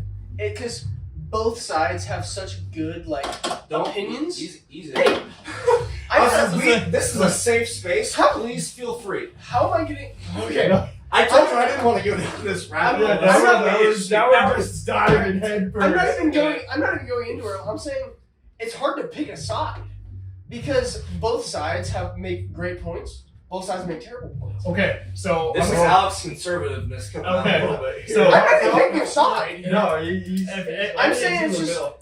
because both sides make good points. Like they'll make a good point, they'll make a good point. They'll make a really shitty point, they'll make a really shitty point. Yeah, that's right. Oh, yeah, It's impossible. It's really difficult for me to pick a side. So it's Do we We okay, really- hold on. no, we need to. It basically just comes down to And Do you think you should have this is a radiation? safe space, but just for the fact that So This is you're- a I don't think we should dive down this rabbit No, hole because this specific one is not good. so this okay. So this is I'm gonna Don't like 'em. I'm going to put everyone on pause here real quick. I'm just going to state something here real quick. So whatever your viewpoints are for abortion rights are your points. Why do you want to do this? Me personally, I'm extreme pro-choice. I am very extreme with that. And I'm not gonna lie, when it comes to some may make bad points, some make good points. I'll agree with that in some regard. When it comes to the billboards that I pass by that show a fetus in a fucking Siberian fucking tiger cub and shows which one is which one is the more protected species. Obviously the fucking extinct one. Because humans aren't anywhere fucking close to extinct. I've never seen that billboard. Where's that billboard at? Jesus fucking Christ. And the people that put that up, go fuck yourselves.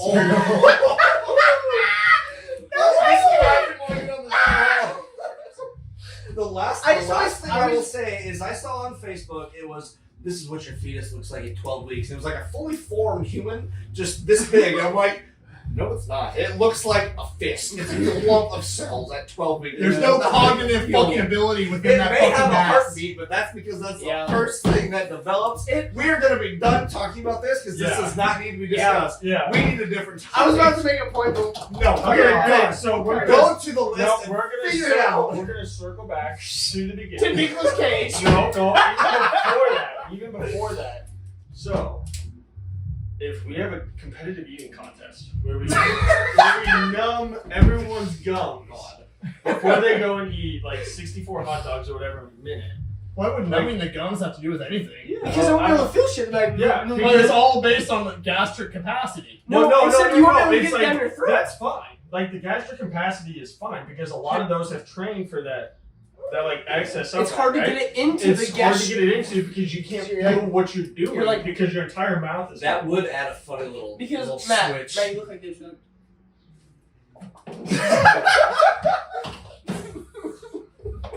We're gonna take a pause here real quick. Intermission. That will be right back. Jesus Christ. How long are we in? 1 hour 34. Oh, Lordy. Oh fuck! I gotta go. Give me a second. I have to pee actually. Brother. Past 30 minutes. All right, Matt can leave. Close that door real quick for me, Alec. While he's going pee, we can. We hit bro chat. Yeah, we don't need to broach it. We need to get Tyler out of here so we can go to his own going away party. Because what time is it? It's 6:30 and it started at 6. I have to be. I have like a Nebraska at 6, and it is 6:30. I got like a 45-minute drive because I gotta go to Ashland then. My boy. You're fucked. Yeah, fuck. You might need to make a couple phone calls on the way. So while we're sitting here waiting for Matt to come back, we're gonna get you out of here, and then the three of us will continue and see where it takes us. I suppose. I don't know how long this is gonna be. I'm This kinda sounds scared like about it's my gonna phone's be a capacity right Oh, now. I Very guarantee long you- podcast. Guarantee half this shit gets cut out. Nah, it Well, can't be. not half, a quarter, because there's a lot of gibberish of us just yelling at each other. Skylar has a way of apparently reducing the feedback, so that might all be here. Well, it might be hard because there's two people talking into each mic. When it's one mic, it'll be a lot easier, I bet. Oh, I know. I don't know if we'll be able to really discern between voices, but I mean, let me actually talk to you for a while. Also, that got really serious. For They me. got Like, really deep. I'm not, 30 dude. minutes. Matt went into a rabbit hole, and all of a sudden we were like, I don't know shit about collegiate sports, dude. So I was I like, know- it was I knew a little interesting. bit. At No, least. it was- I enjoyed it. No, yeah, he has a very intelligent. he has a very good vantage point when coming from that stuff, and 100%. like the knowledge that he has coming from like the collegiate sports and like what he knows about strength and conditioning and like making programs, like he could write books upon Oh, for books sure. with what he knows, No doubt. and it's very interesting to hear what he has to say about that type of stuff because I don't know. It's like I'm not a bodybuilder, I'm not a power lifter, I'm just the average Joe that like goes to the gym because like I want to be in better shape. Yeah. And We just- like just hearing what he has to say, it's like, oh hey, maybe I should pay attention to that a little bit more or stuff like We that. just got really in depth, and I was well, we went into the We're collegiate under- sports and then just like rabbit holed into We politics. ran on the politics really Yes. bad, and I got a little worried about it. And Yes. Then, oh I- boy. because while he's talking about collegiate sports, I don't follow collegiate sports at all, I dude. know you So don't. he's dropping names. I was like, I didn't know glazed the over, names. brother. I didn't know the Glazed names, over. but I knew what we were. Well, I knew what we were discussing. Oh, shizzle my nizzle. God damn it. But For my water bottle. there you go. Wah wah. But hey, cool. Well, hi, Josh. Thanks for having me on. Thank you. I don't know what benefit I brought to this podcast. You were here, and for the first little bit, we had some wild ass discussions. Shake Alex hand before you sit down for too Hey. long. It's been real. It's been fun, but it hasn't been real fun. Thank you, gentlemen. Got him. All right, Tyler's gonna get out of here, but I think Alec, Matt, and I are gonna keep discussing for a short, wee little bit. You say Tyler's- short, but it's gonna be about I a 3-hour know. podcast. I really hope it's not, because that's Diving gonna down take into the rabbit hole. forever to upload. It's alright. You got nothing but time. Josh. Yeah. All right. Josh, let's get into our wheelhouse. Matt, I gotta get out of here. All right. Well, thank you for showing up. Yeah, when I say Yeah, our- absolutely. When I say our I wheelhouse, love hearing I mean, all about the goofy information that you shit. guys offer. Super interesting. Tyler's gonna get out of here. We're gonna keep talking. He's leaving in 2 weeks too. So if you're watching this and you're training in the gym and you see him before he leaves in like a little over a week, say bye. I don't know if he's ever I come don't back. know most of you, so Where are you even going? Good enough. Where are you even going? Virginia? The West? He The whispers West? it. He whispers it, and Matt's like, Virginia! well, Oh, best shit. of I'll see you guys around. I'll be back. Here Okay, bye. So. Absolutely. Bye. Well, then if you have any training Wait. plans- Oh, I will. I will. Alex gonna do it. We should also leave him. No. I'll see you guys bye. later. he fucking hates it when I do that. Oh, well, also the airflow we got from the window and the door No, open it's was fantastic. Dude, Oh, absolutely. I'm so hot, dude. Oh my It's getting a little lord. warm in yeah, here. trust me, it's I'm what they call moist. but I got that. so grabbing the reins back again. We're at an hour 34. This is the Okay. longest. We're past an hour 34 right now. Oh shit. I was saying because the three of us kept talking a little bit while we were gone. I just put trying the timestamp of when I left. So to- No, that's fine. So uh, we kept talking just a little bit because there might have been a little bit of dead space, but we can. absolutely, Anyway, absolutely. Anywho, And one of these. there, obviously, we have covered a wee bit of just randomness at the beginning. We covered a little bit of nutritional kind of aspects, and then got heavily into strength and conditioning the whole on apparently my behalf, and then we got a little bit into a political stance. yeah, we Which- tried which- stray away. Which honestly, it's it's a hot topic, but I think it's healthy for someone to take someone's opinion and take it and recollect on it and process it and dispute or agree or whatever they I like to think do in that a is- healthy manner. I think that it's very good because a lot of people, when they have differing opinions, like we might have, Absolutely. right? So it's really healthy. The way that, like, you let me talk, I let you talk. There's people that just argue. They never come to like a, oh, okay, I see where you're coming from. And that's it's because everybody's got different opinions. But still Fucker. a little bit. you I'll have made this Zamboni trend. it, You dude. have made Dude, this I table use so dirty. so many fucking Oh, so you fucking spit out of it. Yeah, I don't know what that point Made a was. good point though, didn't I? I guess. Christmas with the cranks, my boy. But yeah, so just having an actual conversation rather than attacking each other is Oh, yeah. very. Being- It actually helps you come to like you both become better people. Being able to have friends to have legitimate discussion with and like not want to slit each other's throats at the end of it, I think is Yeah. a little more important than absolutely. because then you can understand where they're coming from and they can understand where you're coming from. You don't have to meet in the middle. You don't hate each other to the point where you're gonna stop talking just because your views. And this is Yeah. I'm not gonna I don't want to talk myself up in this regard. We should But- just stop talking about politics. We probably. really But should. we went right just back no, there. no, we're not, and we're not going to talk about politics. I'm just going to kind of bring up an example, and I'm going to bring up the example of when we started talking about religion on the treadmill, and when you were Oh, cut my away. first meet. That was a while ago. I was saying, Yep. Josh forgot. No, I remember. It was literally we're just he's like barely a pound away, trying to get a cut and everything, and I think I put him on the treadmill. He was first for starters. He was stayed in his truck a little bit longer, ran the heat, everything. I didn't do jack shit. And so I'm like, all right, let's walk on the incline treadmill here for a little bit. For reference, I only had to lose like 3/4 of a pound, and right now where I'm sitting, I have to lose like 15. Did you guys work together for his first meet? And it was him, and then I think it was like Dalton the first day, and then I had you the second. Yeah, and it was really nice too because then I can help you handle Dalton and understand how the meet ran, which I think reduced so much of my. Well, I had nervousness. to handle two people. I literally had someone to reach out to me to handle them, and then I had to handle Dalton as well. So I had to handle that Good guy. He actually Josh said kid yes. as well. Oh, I remember that. Yeah. Yep. And but I remember us going on the treadmill and everything, and I just randomly like the openness that I'm able to bring in, like the openness that almost I expect from people, which is honestly not probably the best for me, but for the point that I bring in, like let's talk about religion.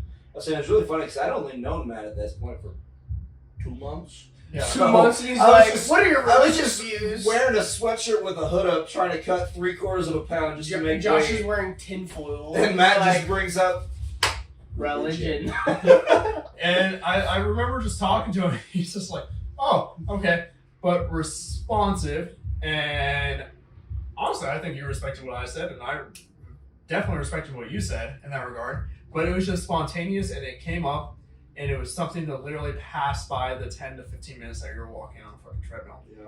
And it's not like, I'm not going to lie, I would rather talk about something much more beneficial that helps you learn about a person than it is just small talk. And it's, half the time, it's like, it's cool, learn about how your day was going. Oh and yeah, everything no, like that. I hate small talk. Small talk is And Small now talk. this might Okay, be my anxiety talking, there's but I mean I hate small talk. There's a place for small talk. and that's a high and a buy situation. Oh yeah. It's when you're first getting to know somebody. Like when I first meet somebody here, obviously it starts with small talk, and then you progressively get into these deeper. Yeah, because it starts with Because you're not gonna Hey. walk up to somebody. Hey, what's your name? how do you view religion? You're also not gonna walk up to someone and be like, hey, I have a small wiener. Well, I might. What, you guys want to start off your conversations like that? Wait, what? No, there is. I've been doing it wrong the whole time. There's 100% a time and place for Dude, small let's talk, stop. but like Let's stop fingering a pen. I remember like when I had to You go gotta get do a stuff new. with it too. You gotta spin it around. Oh That's my the god! Stop it! No, I remember. Stop it! I had to go to the bank, and I was sitting there. It was the bank had just opened on us. Stop it! The bank had just opened. It was 8:30 o'clock on 8:30 I o'clock. got a call from you. Yeah, sure. 8:30 on a Saturday morning, right when they opened. I had to go in and get a new debit card because I needed it right now. I went in and sat there. I went and Right sat now. at her desk. Well, I couldn't use it for a day. Eating what it is, man. So I had to go ahead and sit there and sit at her desk. I looked grungy as fuck. I was wearing like some ratted out fucking sweatpants and the oldest t-shirt I have. It was a Flash shirt that's so faded you can barely see the I side know anymore. exactly what shirt you're talking about. I know. Still And wearing I it sat today. down at this banker's desk, and she was, bless her heart, trying to be nice and make conversation. While she was just hitting buttons and waiting for the screen to load. But she looked at me. She's like, "How are you doing this morning?" I'm like, "You know, I'm not bad. I just woke up." She's like, "Oh, nice." Dog. Look back at her. Look at her screen. Look back. Looked at my shirt. She's like, "Oh, do you like the Flash?" I'm like, No, I just got it because I thought it was cool. I did maybe when I got this shirt 6 years ago, but I'm 24 years old. This is a gym shirt / my ratty t-shirt that I wear when I'm not doing shit. Slash the one when I put on when I get up and I feel too fat to walk Low around. key. with my shirt on. So I'm just gonna let you guys know and the audience know, whoever that may consist of. Low key, I'm thinking about getting a Hannah Montana t-shirt just for the gym. What a stud. Are you going to Make it turn a into a crop crop top? Yes. Absolutely. Absolutely.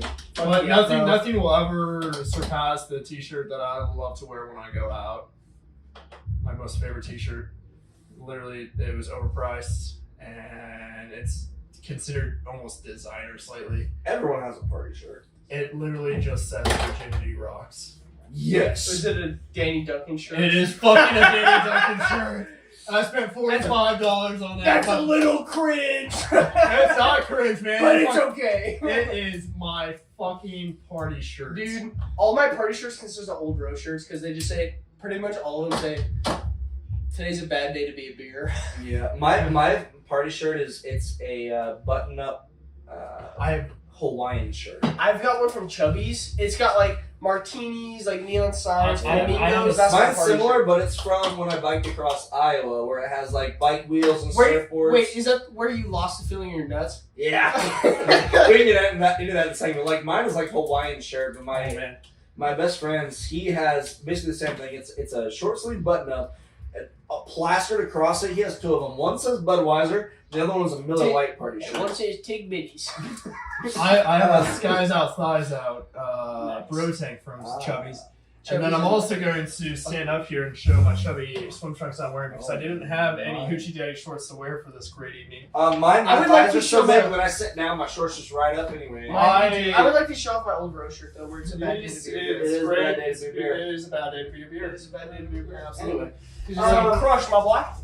we can get into that whole ride thing. Yeah, it was 7 days. It's an acronym. Register's Annual Great Bike Ride Across Iowa. This year is their 50th anniversary. I'm not doing it again. So I did You it. guys don't have ED again. Yeah, no shit. So it was 7 days. I spent my fucking 21st What do you mean I birthday. can't have children?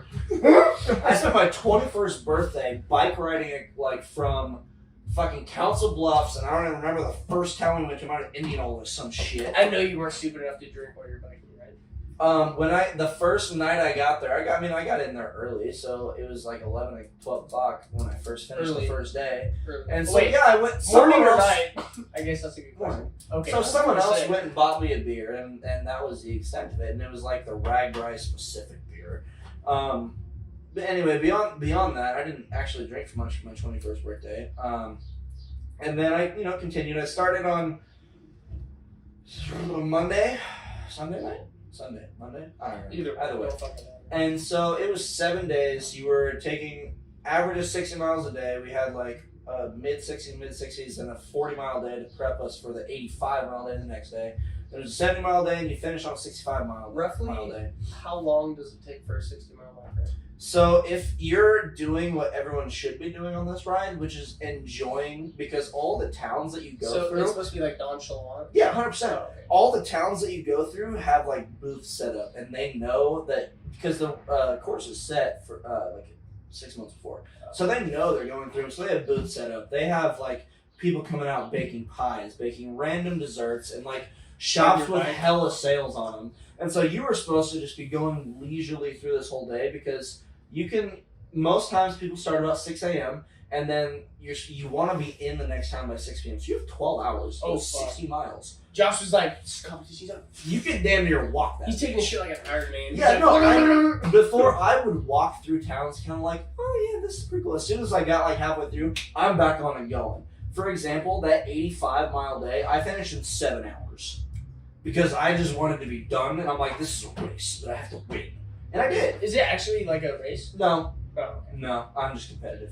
And so if I would have taken the time to enjoy it, maybe gotten off my bike, maybe learned that my bike seat was too high for the first 3 days, and I almost tore my Achilles. That's beside the point. I lowered my bike. I didn't tear my Achilles. No big However, I deal. didn't have the right saddle, and over the course of 7 days, 462 miles, Here's the good part. the saddle didn't. So most good bike saddles, they have a little indent in the middle. It's got a nutsack crevice. Pretty much. Pretty much, because, and it's not quite a nutsack crevice. What it is it's called your perennial nerve, and it runs right, to be very graphic, runs right in your gooch. Nugget nerve. Right up underneath there. It's your nugget. And so most bike seats have a little groove so that perennial nerve can sit there and doesn't just get pinched. So over 7 days, I just sat on this bike seat. I had bike shorts on, so I had padding, You just pinched the but I just pinched the fuck out of this Pinched the nerve. fuck out of that bad And boy. so for 2 to 3 weeks after I got done, I could not feel my nuts. I couldn't feel my dick either. That's beside the point. Thought you said- That thought did you not go well. I could not achieve an erection. I did not have sexual relations with that woman. But over the course of the 7 days, because I started feeling it about day 4, I'm like, this feels weird, but I'm not worried about it because I've never done this. Because It is what it is. my ass didn't train for it. You know what I did? I ran about 2 miles 4 to 5 days a week and biked maybe once a week for about 26 miles. And said, you know what? That's fine. I'm prepping for a really long bike ride, so I'm gonna run instead of bike. Yeah, no, looking back, it was a horrible idea. It gave me some PTSD. I won't lie. I didn't get back. PTDS. Shut You already know I what to didn't- say, don't you? Post I traumatic doubt. up. I didn't. PTSD is a real thing, and we don't need to get into that. I didn't get back on my bike until just recently. It took me 4 years because of it, and it was, oh my god! As he's looking at his bike, his nuts triple. He just had. As I'm looking he at had- my bike, he I had just flash. achieved completion. He had flashbacks. And so it's unfortunate too, because I spent good money on this bike that got me across Iowa, and I thoroughly enjoyed it. But like, motherfucker, that shit hurted. And I would recommend if Kelsey you're gonna didn't do do it, it. shut up. Train a little bit harder. We all Train love you, different than I Kelsey. did. I said we all love you, Kelsey. Oh, for sure. We don't need to. No. What's you right now? I wrote down Legos because that was a point that I meant to cover that. Oh my god, that was so long ago. Yep, that was the point I never forgot. You guys, just like kind of let you carry on the conversation and maintain. I'm really glad We- that Matt is the focused one. My ADHD brain went Dude. that way, and he's trying to go that way. We hit different topics so fast. Oh, I know. We're For home in instance- 2 hours, guaranteed. Oh, This absolutely. bitch is gonna be 8 gigs on my phone. Dude, I gotta upload. There's so many Absolutely. things that I had thought about while we were in conversation, and then you guys would be talking back and forth, and then it would switch before I even talked about it. Oh well. That's it is the what it is. beauty of the podcast. You just fuck around and find out. Absolutely. Anyway, Matt, what were you gonna But- go but- into about but- Legos. But so going off random stories and everything like that, if you guys would have caught what we were talking about prior with there was a couple Lego references and everything in regard to a Titanic, and then it brought up Star Wars Legos, and if you paid specific attention to my reaction to Lego Star Wars, I got very excited. I watched him so- bring him into the gym one time and build him. I was did. like, I fuck did. yeah. At one point, I did bring in a mini It was just a figurine. little guy. Yep, it was the Darth Maul Ahsoka battle scene Just from show the it. Clone Wars animated series, and a little to probably viewers know or anyone that people that know me personally will know that I am a huge Star Wars guy. Lego nerd. I love my Star Wars fascination actually started with Revenge of the Sith. I watched it at a movie Bang. theater in what was it, Greeley, Colorado, when it first came out. And I'm not after old watching enough. that movie, I was instantly hooked. I went through I realized that my father had all of the series. I watched everything from New Hope, all the way to Did Return you of the start Jedi. with New Hope? Did you start with Phantom Menace? Dude, What I started with was when I watched. So I started, like I said, Revenge of the Sith Yeah. was literally the first one that got me started. When that came out, I was like literally 11, yeah. and 11 or 10. And once I Showing got your age a little bit there. yeah, right. Then again, I can't Fucking really old say fart. much. The first movie I saw was Harry Potter: Prisoner of Azkaban, and that bitch was old. I couldn't even tell you what the first movie was. And well, that was the first Star Wars movie, obviously I saw. But like in regards to the series, yeah, no, I went back and I actually did start with Phantom Menace, led through Clone Wars, which arguably Clone Wars and Revenge of the Sith hold the same place in my heart in regards to movies. When it comes out of the original three, New Hope to the Return of Jedi, I'm gonna have to say the Return of the Jedi probably holds the most in my heart with that one and those three. When it comes to anything, once Disney took over, so some people with Star Wars now are like, oh, it's so mainstream and all this stuff because Disney took over and The had all these series and everything like One of those that. TV shows are pretty good. And I'm not gonna lie, okay, so before Disney took over, obviously you had the Clone Wars series, and that ties in a lot. A lot of people actually have not watched that all the way through, I haven't. and it literally ties in quite a bit. Like I said, like the figurine he saw me building was a fight scene out of that later in the seasons. I've seen 1 through 6, and that was it. I'm not gonna lie. I tried to go back and watch it, but it was hard to get into it because like the first few seasons are a little bit just like, I don't want to say childish. It's a but they're- cartoon. I know, but I feel like the later seasons they're a lot easier to get into because there's more going on. It's like there's not as much going on in the first few seasons. So you're just But like, when you say they're childish, there is That's still, why there is still death that occurs within the first couple seasons. There's still that's why I said I didn't want to use the word childish. I just So didn't think of it's for lack of a better term. it's a very loose, childish. It's very there is still death that occurs Yes.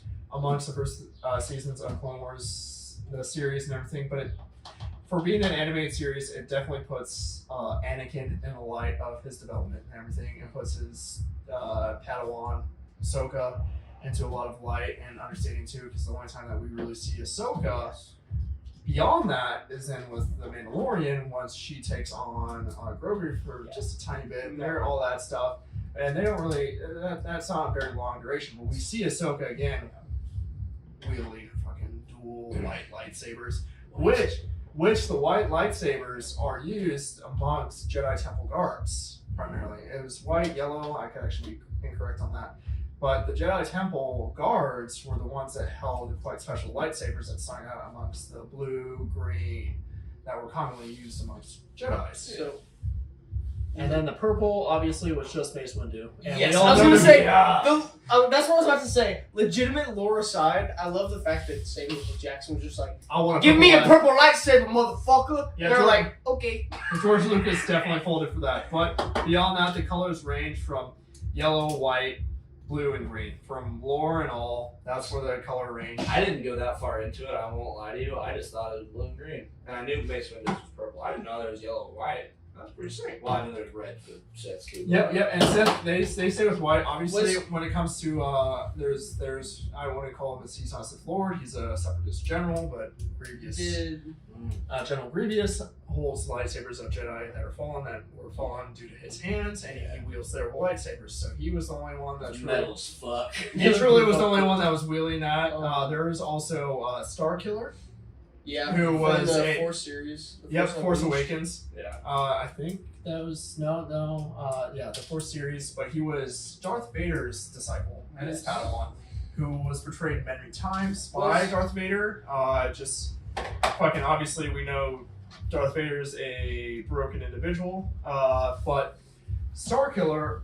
There's not a lot that goes into Starkiller, a whole lot besides that video game series and a few Did they ever? bits and pieces of lore. But and Starkiller wields, I believe, 2 blue lightsabers. I could be wrong on that, but I think that's correct. I haven't played those games in a long time. he Those were back in wields the 2 360 blue days. lightsabers. I don't know. I can't remember if his lightsabers change or not. I think they do, but they do. They are finally blue, 2 blue lightsabers, and he is one of the out of Palpatine. One of the few actual individuals that using the Force can actually conduct electricity. I fucking played the demo of that game on my Xbox 360. The demo, not the actual game, the demo. Like the 15-minute long little like compilation of like 3 story missions on my Xbox 360. Probably 15 times. Oh yeah, no, it's great, and but beyond that, going to the Legos variation of that, you can can get into lore for so long. Honestly, like my favorite, variation of lore is probably going to be the Bad Batch. When it comes the Bad Batch and their storyline carries them off into a few books as well. Do you need to watch the Clone Wars before you watch the Bad Batch? Yeah, because the Bad Batch is it's it's a carryover from Clone Wars post, and then it carries over past Order 66. I won't lie, I'm incredibly lost. This time I'm incredibly lost. So, like you see, mentioned earlier, when because you I guys talk have about watched 1 through 6, and then I'm like, yeah, these were cool, and then I'm like, I don't really want to learn more. when you guys were talking about collegiate sports, I was lost as shit, and now I'm actually able to like grasp what's going on. Yeah, no, 'Cause I'm trust a me, fucking nerd, brother. Star Wars, when I was like from the ages of when I first saw it when I was young, 11, 12. Actually, no, I think I saw it when I was 10. So at 10 to the age of 12, I accumulated over a couple $1,000s worth of Star Wars stuff within the meantime. Holy fuck. When And you were how old? 10 or 12. How did you have the money to invest? It was a lot of me mowing lawns. It was a lot of me just kind of getting allowances, and I also actually I bought my Xbox. Fun When the fact. Xbox One came out, I bought it from Scooping Sidewalks. My great grandfather passed away at one point, and I got inheritance from that, which I used partially for also buying a few more Lego things. Also, when I was younger, I was that is what you do. When your grandpa dies, you buy Legos. Legos. Do you still have most of that? Like So, $1,000 I actually- dollars? So when I got it accumulated, when I said I had that price, so I probably spent like maybe $600-700 and all that. I sold it for about $3,500 at that time. I would say the Star Wars Legos got fucking huge. And if I would have sold it Anything right Star Wars. fucking now, I could have paid for my entire fucking year's worth of rent in my expensive ass apartment. Yeah, no, that's how Star Wars Legos became collectible. I had the original. I had Everything the Star Wars. second to original Millennium Falcon. I had the Sandcrawler from Tatooine that was in New Hope. Yeah. I had the droid carrier from Phantom the Menace, or You yeah, had all the good shit. Phantom Menace. Um, And I had, oh gosh, what was that? I had General Grievous' Starfighter. I had ones that you can't find on eBay for less than a couple $100 fucking That's dollars.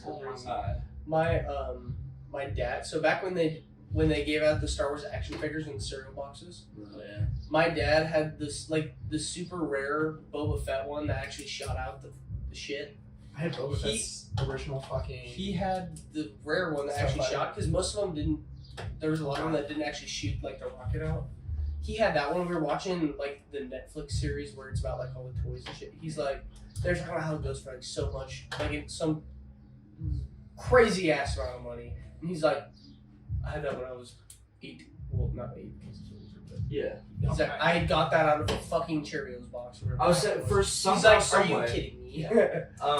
COVID, like, absolutely made a lot of buy, sell, and collectible items explode. It's Like, because it was what else are you gonna before. do? I know, but like before COVID, the buying, selling, trading, all this of Jordans was like known amongst sneakerheads and known amongst a very particular group of people. And then COVID hit, and people were like, well, fuck shit, let's start collecting and buying and selling. That's when like StockX and everything blew up too. Yeah. Because collecting stuff's fun. I would say not only that, when people are sitting at home bored as fuck, what else are you gonna do but buy, sell, and make some money? And so it's the same thing, Legos. Or just waste your money, period. Well, yeah. Legos increased in value almost exponentially during COVID, similar to other collectible items, but like it's just wild. I was the fucking loser that hopped on Robinhood during COVID and made thousands. And I did too. I literally Looking back, I wish I would have gotten Bitcoin when it first came out at like literally cents on the fucking dollar. Everybody yeah, The did. only issue is you had to have a specific software and you had to mine for it. And I wasn't old enough. yeah, none of us were fucking when Bitcoin came out. I was fucking like going into my freshman year of high school. So, I remember being in middle school. I made some fucking ching off Dogecoin though. oh yeah, no, I was like, I was made like a little bit off. senior in high school, and I was like, I made a little bit off day trading, Dogecoin. fuck that shit. Reddit has a few threads, and if you follow the right Reddit threads, Dogecoin. those motherfuckers r/Dogecoin. literally wrecked the fucking stock market. Oh, that's the same thing with fucking GameStop. Every- For They, some they were reason- they were the people behind GameStop Oh, I and know. AMC. I know. I follow that Reddit thread, and for that reason, that was the only honestly fucking reason people were like, sell. Dude. People, there was these individuals that literally started a thread of just say, sell now. thousands So thousands of people fucking just decide to like Dude. re-fucking Nuts. post that, and next you know, bam, Yeah. everything collapsed. Heck, I got into a. Elon It was Musk would tweet. He would just say, "Buy Dogecoin" or "Sell Dogecoin," and it would go boom. and forward. that's So just an crazy. egotistical move. Oh yeah, he's like, And- I'm gonna make a shit ton of money because When I it got comes a to the billion power, dollars when it in comes to stuff. the power of the fucking people in regards to their Reddit threads that this has, so crazy. it was insane. Reddit is wild enough. Reddit There's is so much wild. shit that goes down in there, and there's so much informational knowledge, and there's also so much bullshit. so Yeah. much It's just- borderline illegal shit too. I'm Sure, sure. it's like, it's fine. It's Reddit. Well, There's yeah, so much like- crazy shit going on. It's wild what you can learn and what you can actually accomplish just from Reddit threads. Because it's there are millions of basically forums. And that's Yeah. all it is. That's all it is. r/anything. And Yeah, like, like, don't get me There wrong. used to be a forum. It was called r/watch people die. Somebody in my high school That's got so I pissed. remember it, but There was somebody in my high school. He got so pissed that they like got rid of it, and I was like, that's pretty. I was like, fucked up. you're telling me you like to go on there and just watch people die? I was like, that is the most fucked shit So I've there- ever heard. That is very dark, and I think that's actually darker than what we would That's like terrible. to go into. Yeah, absolutely. Well, yeah, we don't need to go into it though. But- yeah, but- I said it. You can go r/. I'm gonna for the whatever you want. viewers that information wise Take when it one. comes to if you're young and you're wanting to invest in anything like that, by all means, look for the longevity of your retirement or for your financial success. Invest in Roth IRAs and either long term or aggressive index funds. Just a heads up. Pretty much. If you have extra money besides investing into those two things, by all means, play around with Robinhood, Coinbase, TD Ameritrade, whatever, but focus on those two pretty immediate much, things. pretty much And- whatever you do when it comes to mainstream stocks, if you're in it for long term, you're not gonna lose money. It's hard to say now with all the crazy economic stuff going on, all this recession and stuff. one thing. Also, I'm going to say Vanguard is the gold standard for both of those, so get your Roth IRA and index funds through I Vanguard. will say I would love to I like invest, TD but I have to pay some Blah debts. blah. 'Cause I went to college at Yeah, don't do that. Wait, Yeah, I did too. So hopefully, who knows? I didn't. Yeah, Well, but you're- I'm He's going- making going more back. money than me. That's facts. But I'm going back to school. How much money do you think you make annually as an average 20-year-old in like New Well, Mexico? based on current like just Are average we 20-year-old or talking- him? Are we talking about before or Yeah. after tax? We're talking We're just after. talking gross. Might as well. Oh, so we're not talking that. Okay. Okay. Because most people talk about gross when they tell you your annual salary. before tax. Okay. About 60. Fuck you. Way to go, dude. Because the average, But I also today was my last day of work because I'm going back to school. the mean salary. Where the fuck go though? Across- 60K for a 20-year-old is Yeah. fucking nice. I was 60K before Okay. even 60K for anyone is for, fucking nice. for people who No. don't know what the fuck to do.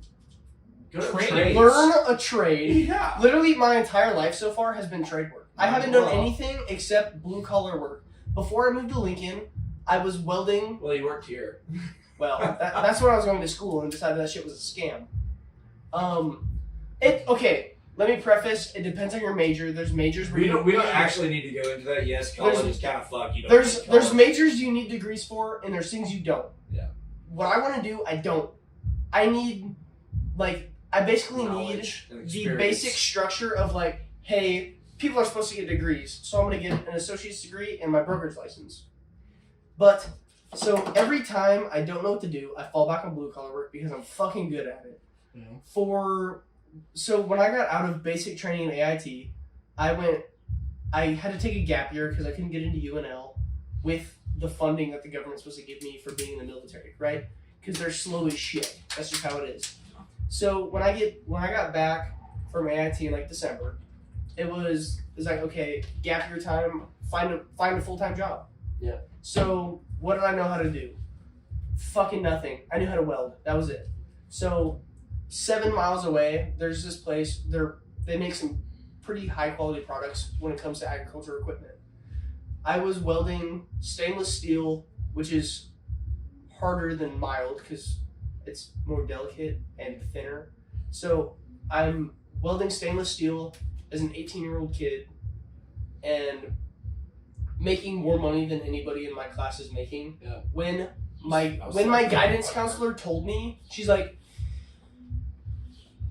"You're gonna go to college." She's like, "What the fuck?" My guidance counselor did not believe in me at all, dude. Oh, dude. And so I thought you were talking about like how she was actually pushing for the trades, which my high school definitely was. Well, But now I know what you mean. my guidance counselor was pushing for trades, more like she was pushing for people that she didn't think were smart enough to go to college. And go That's trades. fucked. And I'm not gonna lie, I come from a background of people saying that same exact thing to me, but for Oh different yeah, no. reasons. My high school, they, in a careers class, they wanted us to job shadow, write a report, and know what we wanted to go to college for our junior year. And so that forced me into college for 5 years, 4 major changes, and I'm using none of those majors that I learned. No, and I feel like my school had a lot of like selectiveness, where they're like the people that were on National Honor Society, Student Council, all that good stuff. They're like, the guidance counselor would like single them out and be like, "You need to be doing this stuff, so that way you can have a better future and you go to college." And then everybody else that just didn't get involved, like me, because I didn't want to. I just wanted to go home and go to the fucking gym. She didn't talk to me at all. They didn't. So we had a wall, a senior wall, and it would put up the schools everybody's going to. Mine just had nothing on it because the guidance counselor never once came and asked me what I was planning on doing. That's fucked. I graduated high school with a 2.54 GPA. I got expelled twice. Matt's the definition of people can change. I graduated UNL this December with close to a 3.6. Big old brain over here. And I put myself through it entirely. I honestly took out my student loans, Pell Grants, whatever, and then paid the rest myself the way through. Anyone that tells you otherwise, says that you're any guidance counselor or anything like that, any guidance counselor that would have talked to me, which I never talked to probably really any, the only counselors I talked to were the ones that I just, when I got in trouble in high school, I had to talk to. Yeah, they're like, you're And dealing with they definitely didn't talk about higher education with me because that was definitely not probably a subject to talk about with me. That was not even in the books. I will wholeheartedly say that yes, no, anyone can fucking change. And I will aggressively say that. So, because you are the definition of people can change. and that's to be like scholastically, whatever, scholarly, however you want to put it. Yes, People-y can change. beyond that too. Yes, if anyone knows me personally, they've known I have seen rock bottoms multiple times and come back from it. And there's never going to be there in the time that I spend on this planet, I will make sure that people know that they can come back from the worst. Yeah. And if there's any sort of carryover or anything for those people that even have those stupid interactions with their superiors or their people that they almost look up to or look to for guidance, and they kind of they basically dismember that and throw out the window and demoralize or unmotivate the individual that they are talking to because they don't believe in them. Just yell at me, prove that person wrong, because it's inevitable. And you can if you want to.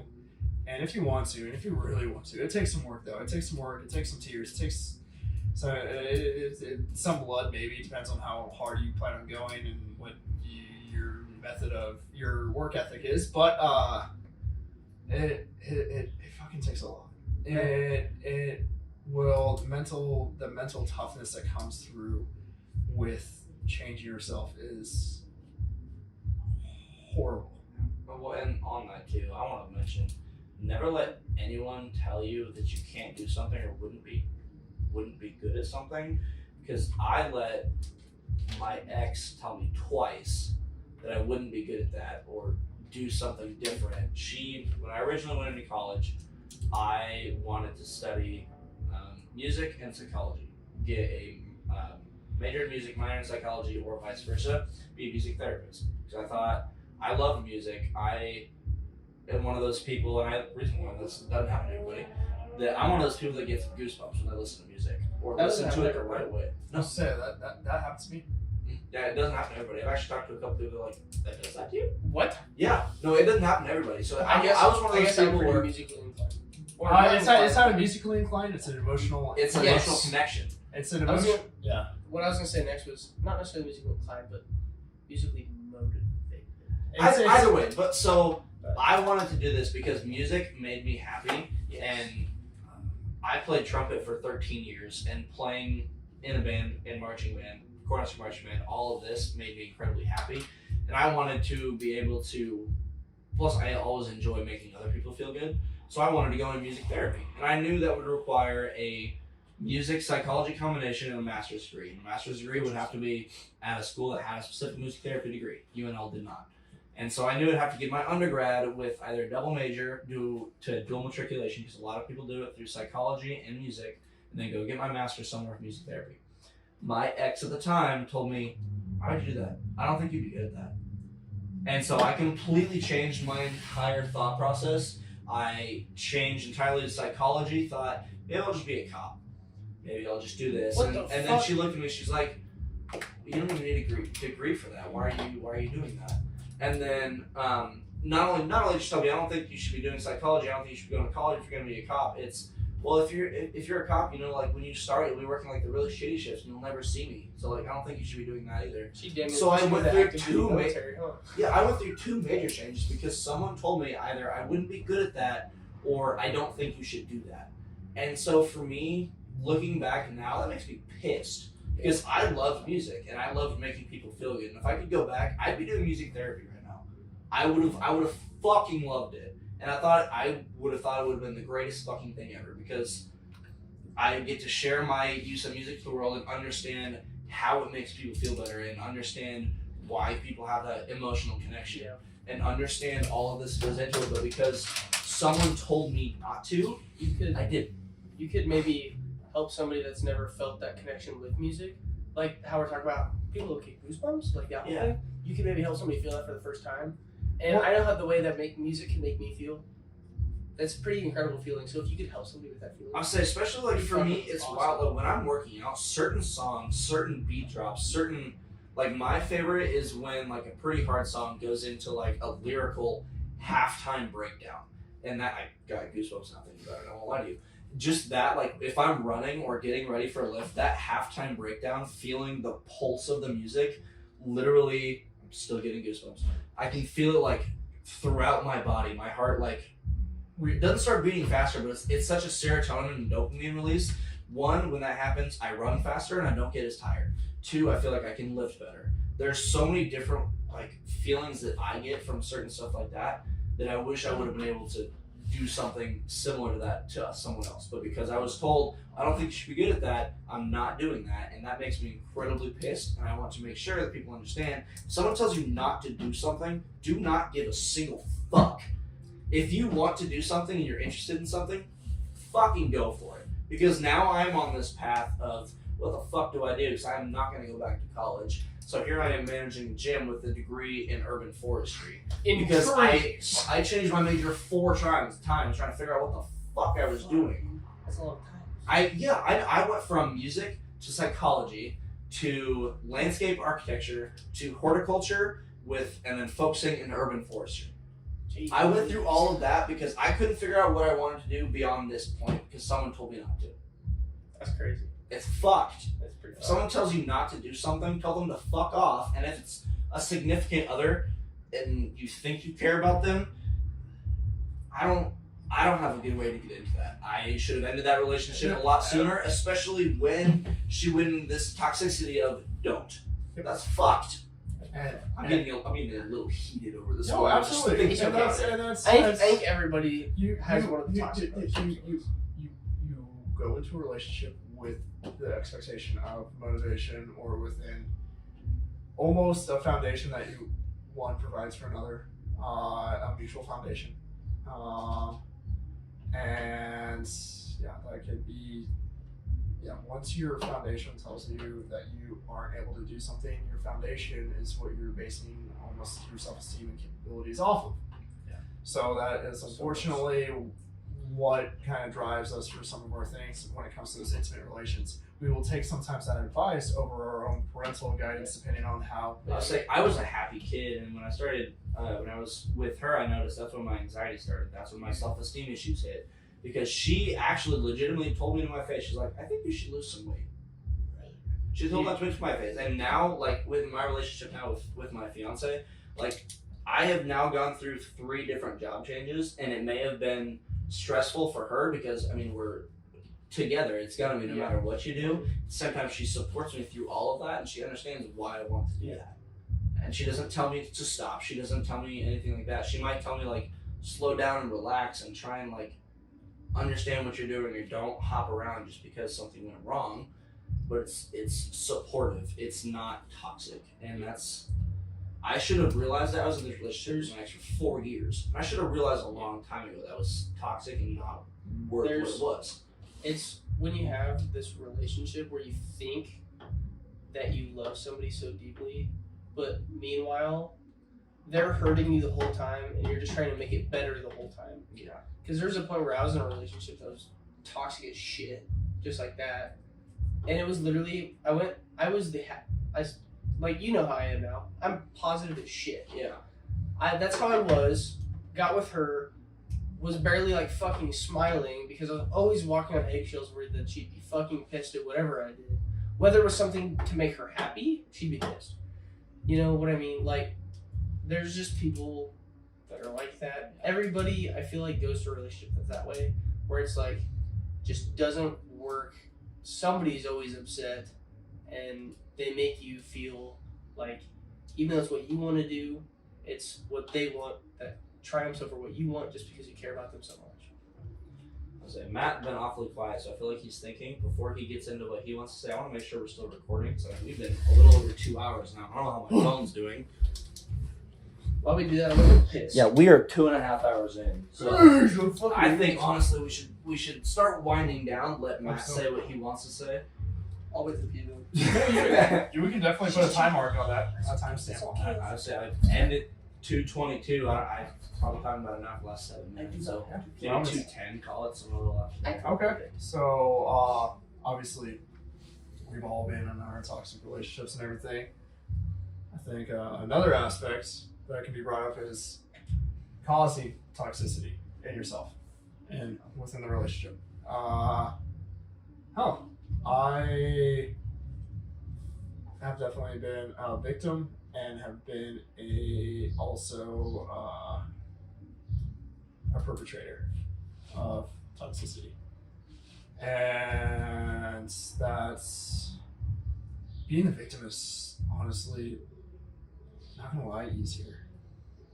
Being a victim of toxicity is much easier. Being the victim of a result of a choice. It's very easy to fall Well, that like never realize susceptibly. Yeah, until you get out of it, you don't understand. It happens like incrementally. Yeah, and then all of a sudden you're like, oh, when it comes to realization. Not saying that being a victim in an abusive relationship is easy. No, by all means, no. No. But knowing that when it comes to causes of an end of a relationship, knowing that you may have been the person to actually impact it, the pain and everything that comes with that it's very unique, and it sucks. Like you obviously you have to pay your dues almost, and those dues, be that if you believe in karma, if you believe in how the world works, and carry energy in, energy out in a spiritualistic manner, just whatever. a way of things balancing. But retribution. Yeah, if you believe in that, by all means. Me personally, from my own life experiences, I don't know if karma's truly a thing, because I've seen bad people do bad things and not have repercussions. And so I think, sometimes if bad things happen if you cause bad things happen to you, that's a reason that you can hold to yourself, like, this is why this happened because I have done this. And that is one way to hold yourself accountable for that. It's either you let those external factors provide their almost repercussions, or you provide repercussions for yourself and then move on from that. When it comes to having toxic relationships for both parties, it's really good to, depending on the degree of toxicity. If there was emotional, physical abuse, that's hard to forgive and forget, and it will never be forgotten, and most of the time it might not ever be forgiven. When it comes to a mutual understanding, say both parties, one being victim, one being a perpetrator, both understand what happened and everything, it's valuable to heal, to forgive and heal, because depending on how much remorse the other person has, which if the person who is the perpetrator has quite a bit of remorse, that is a key indicator of care, of course. And so if they do have that in themselves, they will probably provide a lot more pain. And it comes to being the cause of pain, you will most likely put yourself through more pain than what may have been endured by the other person. And that has been shown with a lot of psychological reviews and everything of affairs and whatnot. They're for the people that actually show quite a bit of true remorse, it's quite detrimental. For the people that do care. There's a lot of people that do not care and they move on, and then that's unfortunately what is based on for a lot is taken from those individuals and then umbrellaed over everyone else that does show remorse and everything, and then they are put through even more hell. And that is finding the balance of communication between that, leaving open channels to talk about the pain and experience. Obviously, it's done in quite a bit of, I would say, controlled segments. It would be best, something that you carry on the progression of conversation throughout maybe the years or the couple months, depending, giving a buffer period of letting emotions affect the person, feeling what you feel for both parties. That is what's needed.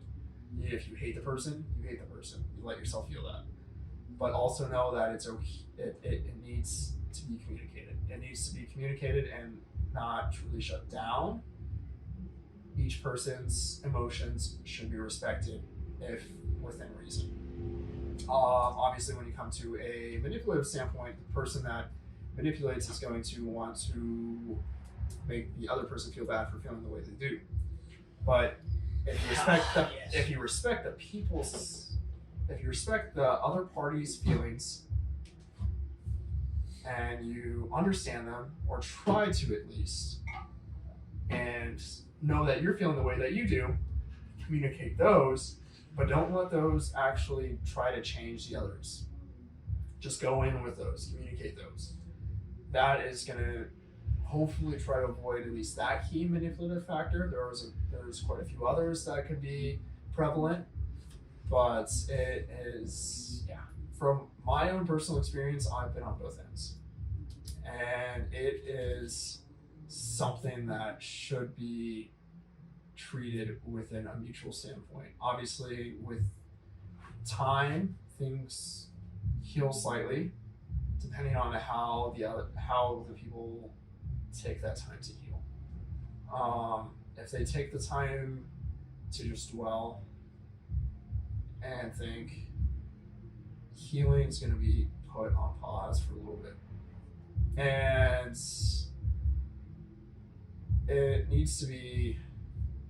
doesn't need to be addressed quickly by any means, but the line of communication, because if you let someone's cause of trauma affect you down the road, and you use that continually, it may be manipulated to a point that actually was never truly ever happened. As time goes on, things will your point of view on conversations, how we think of conversations, how they go. We manipulate how we think of things. We manipulate the words that come into the conversations. Things change over time. And so with that being said, you have to communicate how you truly feel and be as accurate as you can be. Take the time after maybe a breakup or a big fight. Take that time to communicate. And that kind of brings me to this also point to where I've been seeing a lot of stupid Instagram reels and TikToks about people using breakups and everything as motivation. I understand it being a motivational factor or whatever. Using that as a driving factor and almost retaliation is, it's okay at first because you need that outlet. If you need to hate the person, you need to hate that person. You need to let yourself feel those feelings. But those feelings can't stay forever. It's not meant to. We talked about it last time you and I were together about being more mindful, and I think my experience in training and my progression being happy has progressed much faster than being angry or upset. It's just always been the case. I don't want to interrupt you. No, you're fine. Too far into this statement. I know these mics only get about 3 hours worth of battery life, and we've been going about 2.5 right now. And I don't want No, I don't and wanna it's run fine. into any issue. I could go into that subject for quite a while, but I guess to wrap it all up into a gift wrapped package with a bow on top, there is be open to forgiveness, be open to move forward. There is, when it comes to genuinely like terrible people in the world, there aren't that many. There is quite more misunderstood individuals than anything, especially when it comes to relationships. But do it at your own pace, but communicate that pace to the other party. And if they don't respect that pace, then take that as a time to separate yourself even further from that individual. But if both parties are mutually understanding, the healing process can be so fucking good. And It can be so fucking beneficial. what I've understood now with my fiance now is like when we first started, I was still dealing with a lot of issues from the last relationship. But understanding that communication both ways and understanding how it works and actually discussing everything, it allowed me to heal, and it allowed me to talk with her about everything without also putting it all on her. And I think that just communication back and forth allowed us to work through my issues, because bless her heart, she let me, even though I'm amazed that she stayed that long with how fucked everything I came from was. And so I definitely think it's important to have someone that can communicate with you, and have someone that understands what happened, and be patient and just discuss it, and then know it's going to be over eventually. So we went really deep. And that's exactly what needs to happen. Especially when the communication fluidly goes into that. When the topics fluidly go into that, I think that's more than appropriate. If people are uncomfortable with hearing that kind of stuff, then there's probably a few things that they might need to work on. So I hope people watch this one through, because I mean the first 45 minutes was definitely fuck all. It was kind of fun. And then we got into it, and with quite a few deep topics, which honestly I didn't anticipate us doing. I thought this was going to be fuck off the whole time. Oh, I thought it was going to be an hour and a half, maybe 2 hours, just fuck off, dip have some shit. fun, Yeah. and then we got really deep. And that's not saying I didn't enjoy it, but Oh, yeah. by saying I think people should definitely listen to this. There's some serious stuff that still resonated with me, and stuff that I've said that I didn't even realize I still had some unseated anger about either. Absolutely. And it's kind of fun. Not fun, but like it's kind of interesting to go back through and understand where it all came from. I think podcasts can be therapy for the people listening and for the people talking. The podcasters and the podcasters. I say I've always enjoyed podcasts just because I can drop my pen.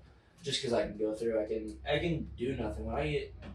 When I do bike, and when I did, I would listen to podcasts. Yes. My old tree job, I would listen to podcasts Yes. because That it's is my go to. it is relaxing just hearing other people talk, hearing And other people have, maybe similar life lessons that they've learned or similar like experiences and understanding how it all works. And then it's nice to just be able to know that other people are doing that. Plus, I don't know what it is, just hearing other people talk in general is just relaxing. I don't know, for me anyway. It's just like, especially when you're doing stuff like you were cutting trees. When I was welding, whenever I'm doing my diesel tech, I pretty much always listen to a podcast because it's when you're doing mindless activities like repetitive stuff. It's really podcasts are nice to like take your mind off somewhere else, and you can kind of like dive internally and kind of think about these things that they're bringing up and be like, okay, so what's my opinion on this? Like, if I was where they are right now, what would be my input into what they're talking about right now? For sure. Absolutely.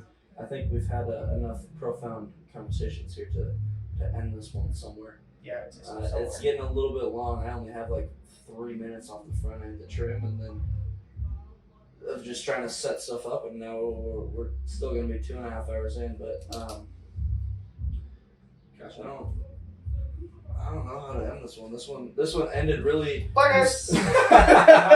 This one ended really deep, and I think it's stuff that people need to hear. But I I don't know how to go from here because this one. I think a good. That's been the Captain Carbon King. I think the best way to kind of set this off is be open to communicate with however you feel. It's respect what the person has to say and hope the best that they respect what you have to say as well. I feel like Hopefully that carries feels over. I feel like it carries over to a lot of topics. Yeah, absolutely. 100%. Plus, And that's a big thing of what to kind of finish off this with is there nothing at this table was left without respect. At the end of the day, be a good motherfucker. Yeah, no shit. The other thing I want to say too, just another aside. Everything we've talked about here. Now, granted, the three of us and when Tyler was here, we've all known each other a while. But everyone here at the gym is always willing to talk and always willing. Maybe not talk this deep by any means, but like if you need help or you ask like, "Am I doing this right?" or you want a spot or something like that. Everyone here may seem intimidating and like they don't want to talk to you. We're all just introverts that don't want to talk to anyone anyway. Until we know who you are. So come up and introduce yourself. Learn who we are so we can learn who you are. Because I wouldn't have developed any of the friendships or relationships I've had in the gym without just a simple, hey. And then the next day it's, hey, how are you doing? And then the day after that it's, what'd you do today? Or the day after that you eventually come like, hey, can you give me a spot? Or hey, am I doing this right? And then it just goes from there to where I've known Alec now for almost 7 months. And I went over to his house this morning and made me get fucking breakfast sandwich. Yeah. Like it doesn't take much to understand who people are and understand that just be aware of everybody and be communicative and you can make friends pretty freaking easily. And this gym is not intimidating. We're just a bunch of meatheads that are introverts. People might look intimidating here, but everybody's like super nice. Yeah. Like friggin', we've only known each other how long, and then you came over for breakfast, Sammy's. like last week. You and your fiance, me and my future fiance, pulled up. We just hung out for a couple hours and just shot the shit. Yeah, it's definitely, it may take some time. You're not going to dive into the topics that we did on this podcast just within a month, but everyone here is super nice. Everyone here is willing to talk as long as you're not a dick and as long as you don't think we're dicks, and we'll certainly try not to be. Might come across that way because we're introverts and don't really want to talk a lot. Might come across that way because I'm a dick. Wait. But I think I don't know as far as that goes and kind of ending it on an upswing. It might be where I'm at on that one. I don't know if Matt has anything to add or any. I think that'll probably do it for today. This was a long-winded one, but I think we had some good discussion in here. The first 45 minutes you'll definitely probably enjoy. Just some shits and gigs. 100%. Just some fuck all time with people that we've known for a while and enjoying, and then we do get into some deep stuff, and we'll hopefully have some good clips from this one. Hope you guys have made it this far. I know I've enjoyed being here. I've enjoyed this whole 2.5 hour spiel because it didn't even feel like 2.5 hours. I think that's more. I think it's a little bit bigger than a spiel, but Yeah, it was you know what? definitely a good conversation topic. That was, I think, quite a few of those things was brought up quite well. Me saying "fuck off" to the camera for people who ever posted that billboard definitely mattered. Taking that step down, Yes, so- you know what? Fuck you. But at the same That was kind of funny. at the same point, I think that went very well. I agree. I dig it. I don't think we'll be doing large group podcasts very often, unless we can, find the people willing to do it. Right. Alex moving and Tyler Hey moving. man, I'll come back. But I'm sure we'll find some more people to talk with and maybe have another podcast that's 2.5 hours that's not over 70% just deep conversation either. Maybe have some a little hour and a half that's just all fun, something you can laugh at versus a little introspective, which is absolutely nothing wrong with. But a shits and gigs I probably just two people in front of the camera might end up happening a little more often, and maybe a couple group things here and there. But I Feel think free to give me a couple. We're only 2 hours away. that's but yeah, that's all I have. Yep, this will be our sign off. Thank you for watching. Smash that subscribe button, hit the like. Give our comment, Instagram a subscribe. follow. Our And Instagram hasn't raised followers. I don't know how long we need to. But that is all. We're done. That's Matt. That's Alec. I'm Josh. Caffeine, carbs, and kilos. Goodbye.